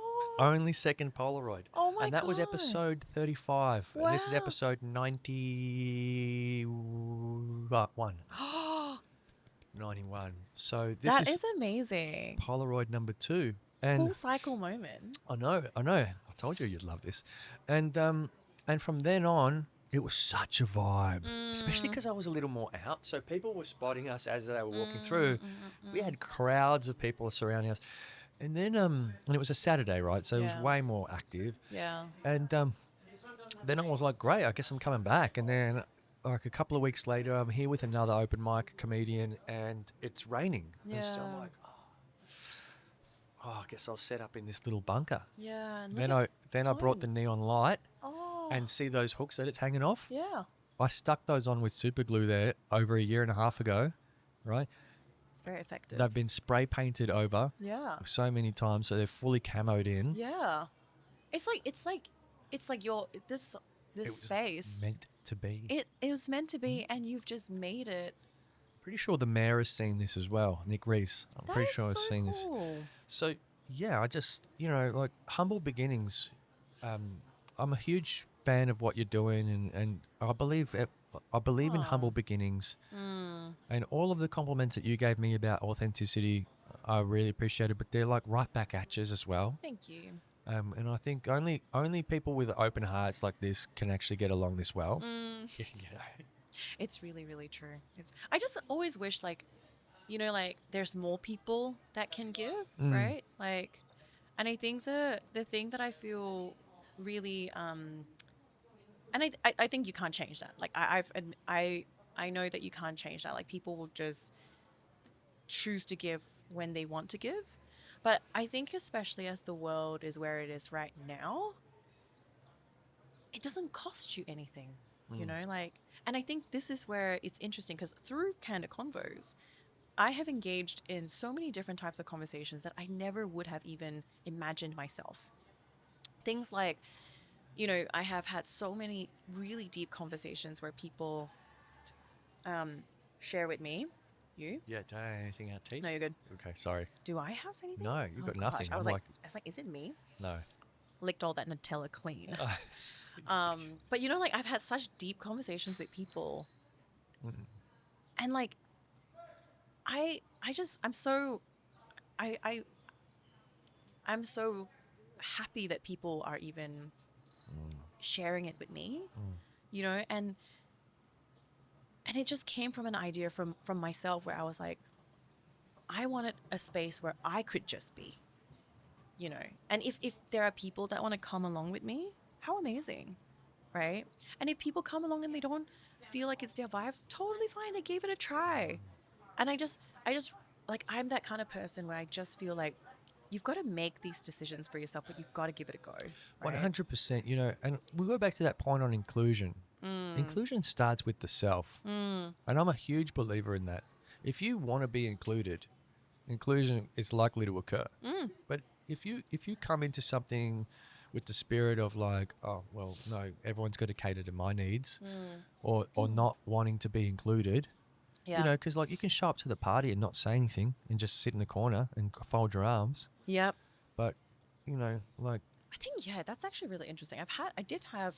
I've had people come and it was just not their vibe. And like, that's completely fine.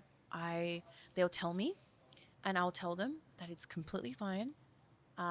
Know that the space is always here. is there like a secret hatch? Do you just like pull a lever and then they just fall through the floor? Sorry. Oh, look, like, I like, but that's what I'm saying. Like, you can't take these things personally, right? Exactly. Like, and I think because it's like, it's so interesting that people are always like, oh, like, but even before I started the event, they'll be like, oh, what if people don't show up? Like, someone will be like, what if people don't show up? And I'm like, Guess I'll Well, just then I be sh- there alone. yeah, then like, literally, I literally had someone say that to me, right, before the first event even launched, The Sydney one, right? Yeah. the Sydney one. And I said to myself, I was like, if people don't rock up, I'm just gonna go home. Like, do you know, like, there's no, what else am I gonna do? What's the worst that can happen? Yeah, like, what? I'm going to cry in the corner of the bar, wherever you held I it. think people were just expecting this response where they're like, oh, you're going to be so disappointed. You're never going to do anything again. You're going to fail. And I was like, I'll think of it, Fall like, flat on your I'll face. think of like a different format maybe. But then I guess in my head and who I am, my mom always calls me, she's like, you just have this unshakable Does optimism. she say that? That's She's a pretty like- nice acknowledgement. I feel so, especially for my mom. Like, but I was like, I just don't see anything as a worst case scenario. Do you know? Once again, the That's best case. Like, think about it this way: if I did the event, That's a superpower. that's just how I see things, and it's like, if I think about it, if I did the event and if no one showed up, I'm like, well, at least I was at the venue and I probably would have had dinner. And like, also, by the way, I don't mind eating by myself, so I was like, yeah, like, it's Same. fine. So there's nothing really wrong, in my opinion, unless you want to see what's wrong. Yeah. And you get clouded by that, and then you can keep drowning in it, right? But then if you see everything as like a best case scenario, you can flip the narrative so much in a way that it just opens up your perspective to doing more things, Mm. getting out there, giving it a go, and not worrying about what the end goal is, Mm. you know? So I'm really excited to just see where Candid Convos go. And I'm definitely going to be having the last one to wrap up the year in about maybe October, November. Yep. So stay tuned. Yeah. You can't keep funding this forever. Mm. You know what I mean? Mm. What Well, are you putting in Sydney- place to make sure that it's kind of sustains without like draining you and your it's not like, I mean, you have to hire or you have to No. tell the venue. No, yeah. So, So I'm about to sneeze. no. Bless you. Oh, gosh. No, actually, so this is the thing, right? I have worked in corporate events before. Mm.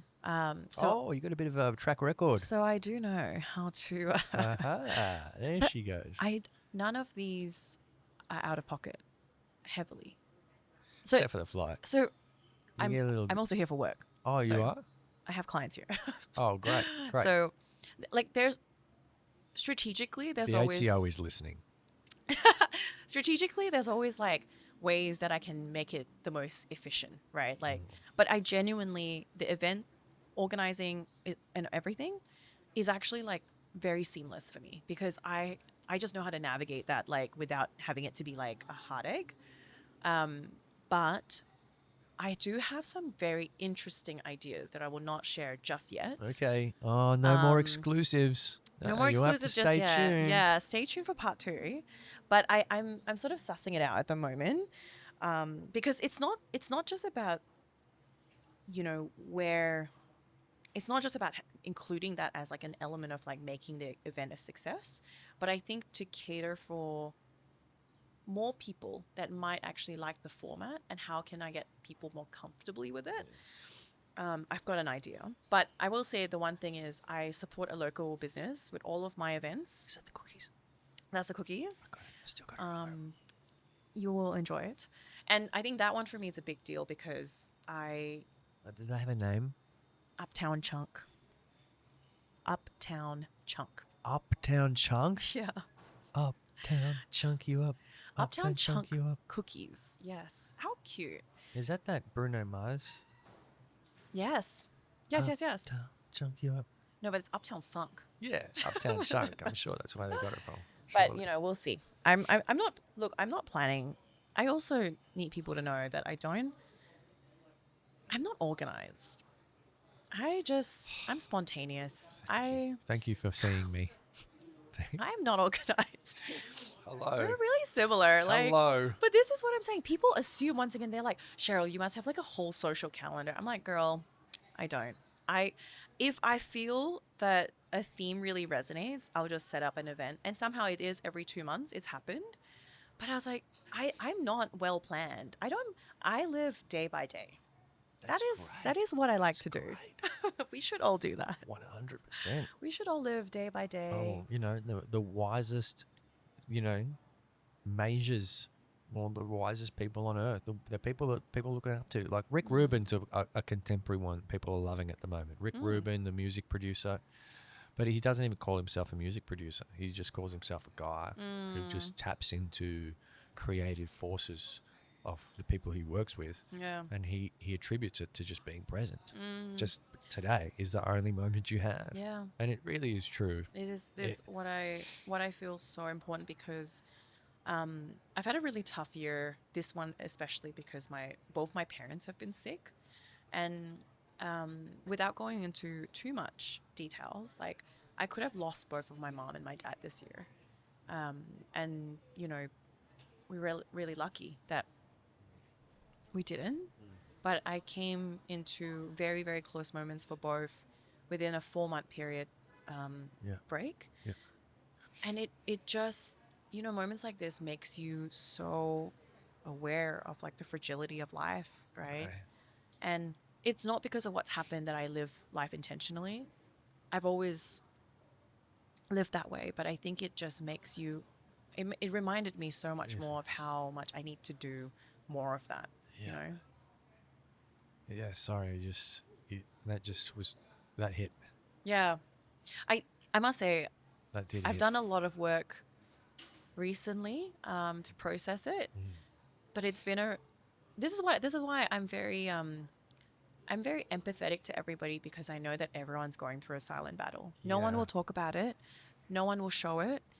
But as long as you be kind to yourself and others, I feel like a lot of things open up for you. Like, you get to see the world in a different way. You get to live life in a different way. And it just gives you a much different level of inner peace. Yeah. And maybe ask me this 6 months ago, I would have been in tears, but put a lot of work into it, to process it. But living life intentionally is what I'm just consciously doing. Well, that's great. I might even call this episode that. Yes. Intentionally. Yeah. Please do. 100%. Please do. Well, I mean, yeah, it's been really great to have you here. Thank you for, again, taking a little risk, Of coming to a course. strange laneway in a strange city, Not just Melbourne. meeting a stranger. You Thank you know, for having me. yeah, I'm so glad to hear that you were excited to do this. That's just what I needed. You've literally made my week. Like so I don't think you understand. Like I've had the most intense August Yeah. already, Okay. but my week hasn't ended yet. And it's still going up until the 31st of August, which is really intense. And That's my birthday. oh, happy birthday for Sunday. I know 3 people's birthday, now 4 with yours on Sunday. Really? Auspicious day. And I must say, when I look It's exactly the into 9-month mark from New Year's, let's face it. Yeah. But I was really looking forward to this because, like I said, it was something that I could also just be. And I don't get a lot of opportunities You to do don't? that. Yeah. Yeah. That's hard to Um, hear. I thought, if anyone, it would be you. It would be me. I know, once again. I would consciously like to put myself in that position, yes. Whoa. But I was really looking forward to this. So Yeah, I've let you. Well, you've come. You brought food, incredible food. I'm gonna have to finish that off air because I'm like, there's no way I was gonna down this. And you know, and you've come here open-heartedly and partaken and just been. You've just been here, and with me too. I felt comfortable to be myself around you. Even seen a little bit more of my savage side, and there's way more. Believe me. I mean, holding a giant sandwich with one hand is a superpower right there. But yeah, it's episode 91. Wow. So we're 9 episodes away from the 100th. The 100. What are you going to do for the 100? I was thinking of, honestly, I don't know. It's kind of like, what are you going to do for your birthday? You know what you should do? So, you know what you should do? You should, for the 100, post 100, invite all of the people. I literally thought that yesterday. All of the people to gather somewhere and just chat. And just come in like a speed dating. Just come in. All that, and then like do a little Hey, party come somewhere. in. Tell us what have you been up to since our episode. Yeah. Oh, so cool. What's the Next. one thing like that nugget that Yeah. people leave with? That would be amazing. That would be very hard to arrange. That would because be all of these people tour. They tour. Some of them tour internationally. Some of them tour Oh. domestically. Some of them are just very hard to get a hold of. But I did have that idea, and then there was another idea that I would actually hire one of those go boats. Oh, This would be so easy to set that'd up. be so fun. And we could just hold these. Yeah, You know, that'd be so fun. and just go right. This is it. This is the Yeah. full Melbourne deal. That is so cool. And maybe even do it in the evening, right? Ooh, While the scenic. casino's got the flames just popping off. Oh yeah. Oh my God, Just scenic. Boat past the Wow. yeah. I hope you're proud of like yourself and all the work that you've put in and all the stories Yeah. too. You know, Oh, that's nice. I haven't really thought about being proud of myself. you have to be proud of yourself. I am that person that always tells people to pat themselves on the back because you put in so much work and That's thought true. into it, right? Can I be candid? Absolutely. Let's just do this then. So I needed something to keep me out of trouble, and I'm being literal. I was getting myself into trouble, and you know I'm at the time late 30s. I'm 40 now. Trust me, I know how to find trouble and Yeah. make trouble in my life. Yeah. And I was kind of tired of that. it was wearing me down, and I just Yeah. knew I had this kind of this demon that just takes over. Yeah. It just takes over and just it gets bad, and it's great. Like, it's fun at the time, but it gets gnarly. And I was like, I don't have a thing. So that's why I started going to church on Sundays, Yeah. which made me stay home on Saturday nights. Yeah. But then also the podcast. I was like, what's going to keep me home all of the other 6 days of the week? Yeah. And it was like editing this beast of a thing. How do you no make them 2 hours long? Yeah. Yeah. Really extend them. Yeah. And then Yeah. and then setting the goal of so I'm someone that's battled with demons for sure. But then setting the goal of producing 40 episodes, because it wasn't enough just to do the podcast, because I was still finding ways to just like behave badly. So for this year, I set a goal of 40 episodes. And when I say behave badly, it's just like midweek benders, really. Yeah. It's still showing up to work. Yeah. But like, which I don't do anymore. No, I don't. I can't because of this. I set a goal for 40 episodes this year, Yeah, that's a lot. and I'm on track to deliver 48. Good on you. Yeah. Look at you. Oh, and by the way, that goal of 40 was double the year before and the year before that. Oh my God. So I did 20 the year before. 2023 was 20. Yeah. 2024 was 20. Oh And wow. so So I thought, wow. and I was burnt out. Yeah. See, I didn't realize I was burnt out because I was trying to manage a full-time job and partying and doing a podcast. Doing a podcast. What if I just cut out the partying? Yeah, What was yeah, going to yeah. be possible then? Yeah. And so, I'm on track to deliver 48, which is almost weekly episodes. Good on you. And thank you for sharing so candidly. Yeah, well, I mean, if not with you, then with who?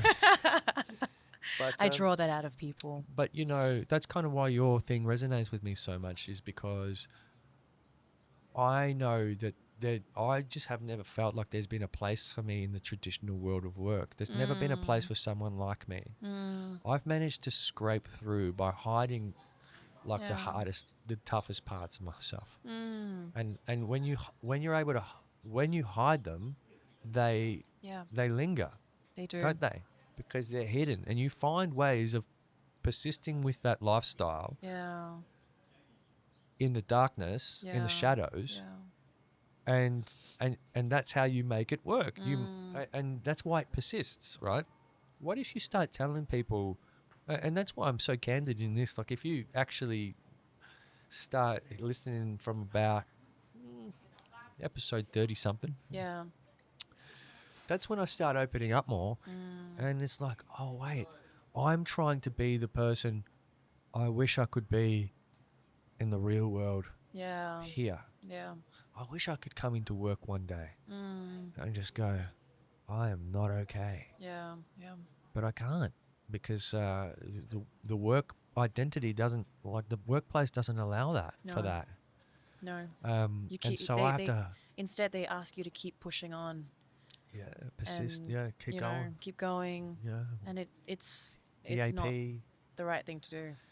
Yeah, so I was like, how do I learn how to just talk about this stuff somewhere? And so it's been therapeutic, I'd Yeah. say. It's like, is this guy doing a podcast, or is he getting, is he getting therapy out of this? Maybe both. Yeah. Maybe both. Maybe my listeners, maybe people that are listening. You never know. People Yeah. listen from all over the world, Yeah. right? Yeah. Maybe someone hears something I say and they're like, "Oh, I'm glad he said it," or "Oh." I was gonna say, yeah, like But I think, some people will listen and go, "Oh, well, that's a bit too revealing." yeah. And that's the risk I take. Yeah. I risk being cancelled for opening up about my challenges, Yeah. and I'm doing my very best to deal with those challenges. And I'm Yeah. seeking support from the only places I know where. Yeah. But- But the other thing is as well, Yeah. like, is we're all in this world to not be liked by everybody, right? Like, I think that's like you can't possibly be liked by everybody, That's true. and we shouldn't chase that. Like, Yeah. Well, exactly. Yeah, I agree. we shouldn't chase that. We will attract the people Yeah. you know, that will come. And then for the ones that just don't get along, like they'll just go on their own way, right? Like, and I think that the same thing, like when I started the events as well, for some people who were, you know, like you do get to see a lot more people that are like that have a lot of positive association to it. Mm. But there are negative ones, you know, like it's just I don't call them out, right? Because there's no reason to. And also I respect that. And I know that going into it when as I was making it, and just like anything that you do is like there's a part of it that it also fulfills me, right? Like I am doing it because it helps me in some way of a form. And if it helps others, how amazing, right? How amazing. 100% the most valuable people in our society are the connectors. And you are putting yourself in a position to be that and not to get anything out of it, which Yeah. is just the beauty of it. It exists, like, but there's more people like me. I do believe there's more people. I don't know. Are you? I don't know where they are. But I think I do believe there are people. There are people out there. They exist, and I'm just very lucky to have it, you know, be received so well.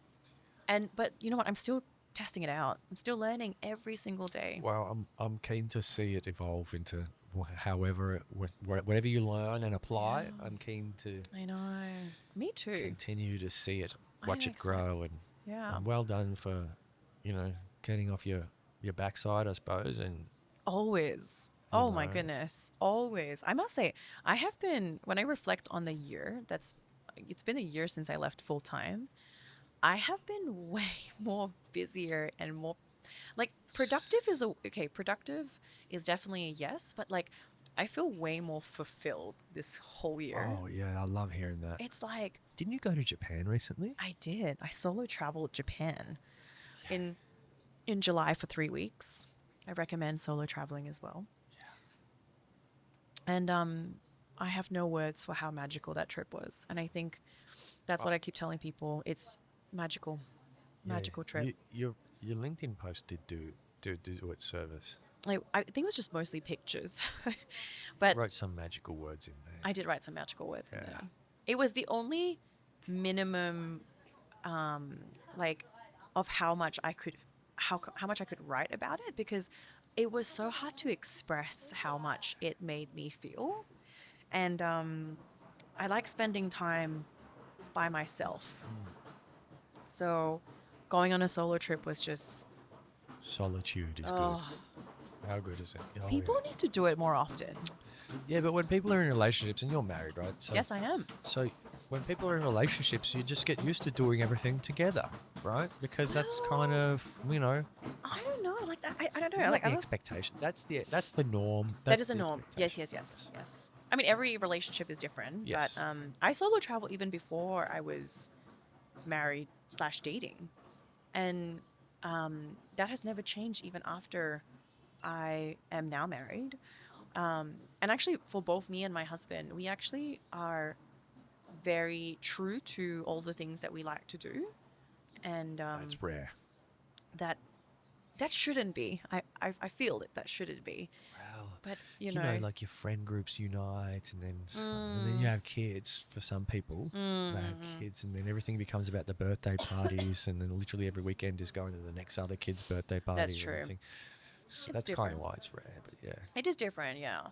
I'm thankful that you know there was no like there wasn't a lot of planning either, by the way. I YOLO Japan because I to be fair, So I really good. really needed the trip. Like Did you just get a ticket to Tokyo and be like, Just- I'm winging it from here? yeah, because That's so cool. I That's also so cool. did the countryside and the mountainside, so I wasn't even in the city. And my solo trips are really, really intentional for me. So like people think I go on holiday, Yeah. but it's a lot of work. Like I do a lot of introspective work. I do a lot of thinking. I do a lot of deep thinking, and no days are like, you know, just kind of doing nothing, if that makes sense. But for me, it's like it's what energizes me. And by the way, I'm still doing relaxing things, Mm. but I'm just really putting a lot of work in. And it's magical. Yeah. Magical. Oh, wonderful. Well, we'll have to break it down on the next. We'll have to break it down on the next one. I feel like Oh. we've left it way late to talk about and we're at the 2-hour mark now, and our light's about to disappear. Oh, that's totally fine. To be honest, I don't think I could really even explain the trip. And can you hear my voice? I do. It's I like can. it's going. It's disappearing. Is it? Yeah. Oh, there you go. Yeah. But I just want to thank you again, and we're going to have to do it around 2 because I want to unpack your solo traveling, and maybe let's pencil it in for like 12 months. Oh, maybe I'll do Because- more solo travels though. Yeah, because like I think, you know, you're going to do another one in November, and then you're going to have a bit of a break, Yes. and then you're going to be back. Yes. So really, we've got to let a few candid convos Happen. pass before we can catch up and go, Yeah. so what's the deal now? What's changing? I'm I like that. I reckon you'll have so. But you've got to, I'll tell you my bit of advice is that there's got to be a page where you collect testimonials or something. You know, similar to my Facebook page for my skate lessons thing. Yeah, Not yeah. the same. Don't even do that. But I'm just saying it's like Find a way to capture those. capture. Yeah, because it's we'll forget. Yeah. We forget. And I do remember being exhausted actually at the end of that summer. Like Yeah. I was way lighter. I had lost a lot of weight. Mm. You know, I was chiseled. I'll tell you. Part of the lesson was me dragging the person along sometimes and just Yeah. letting them feel the board. So like Yeah. sometimes I'm skating myself and pulling someone. I was just done, and like fair. emotionally, I was living sort of day to day with work. Nathan, how are you? Yeah. It's my new boss, Oh, and that's so cool. that's so funny.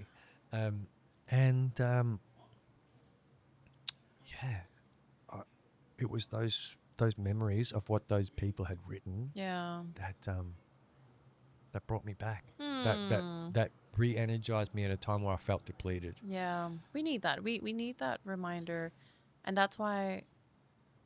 I just hope you're able to collect that, and That's you're a- able that's to a- get that's people good to advice. just, hey, Yeah. if you like, just write to me and tell me what you thought of the event. Yeah, actually, that's a really good one. Yeah. Because like, you know, you'll go through the motions, and there'll be a time where you're like, things evolve, and you're like questioning, hang on, or maybe there'll be one that just, you know, feels a little bit like stagnant or something. Yeah. I'm not sure. I'm speculating, right?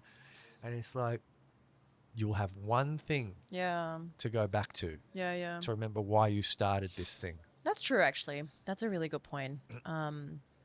Yeah, stay tuned. Stay tuned. Well, Stay Cheryl, Shez, I didn't get to write your name on the board, but I'm gonna clap it out. You do it. You clap it out right This in is front like of the camera. Best thing. Oh my gosh. And that's it. That's a wrap. And that's a now. wrap. That is a wrap. Is that a wrap? 1, 2, two? 3. Oh my god, this is so fun. Yay! Thank you for having me. Thank you, Shez. Woo, woo, woo. Amazing. My new boss just walked past. Yeah, oh my gosh. Does he know you do a podcast? Okay.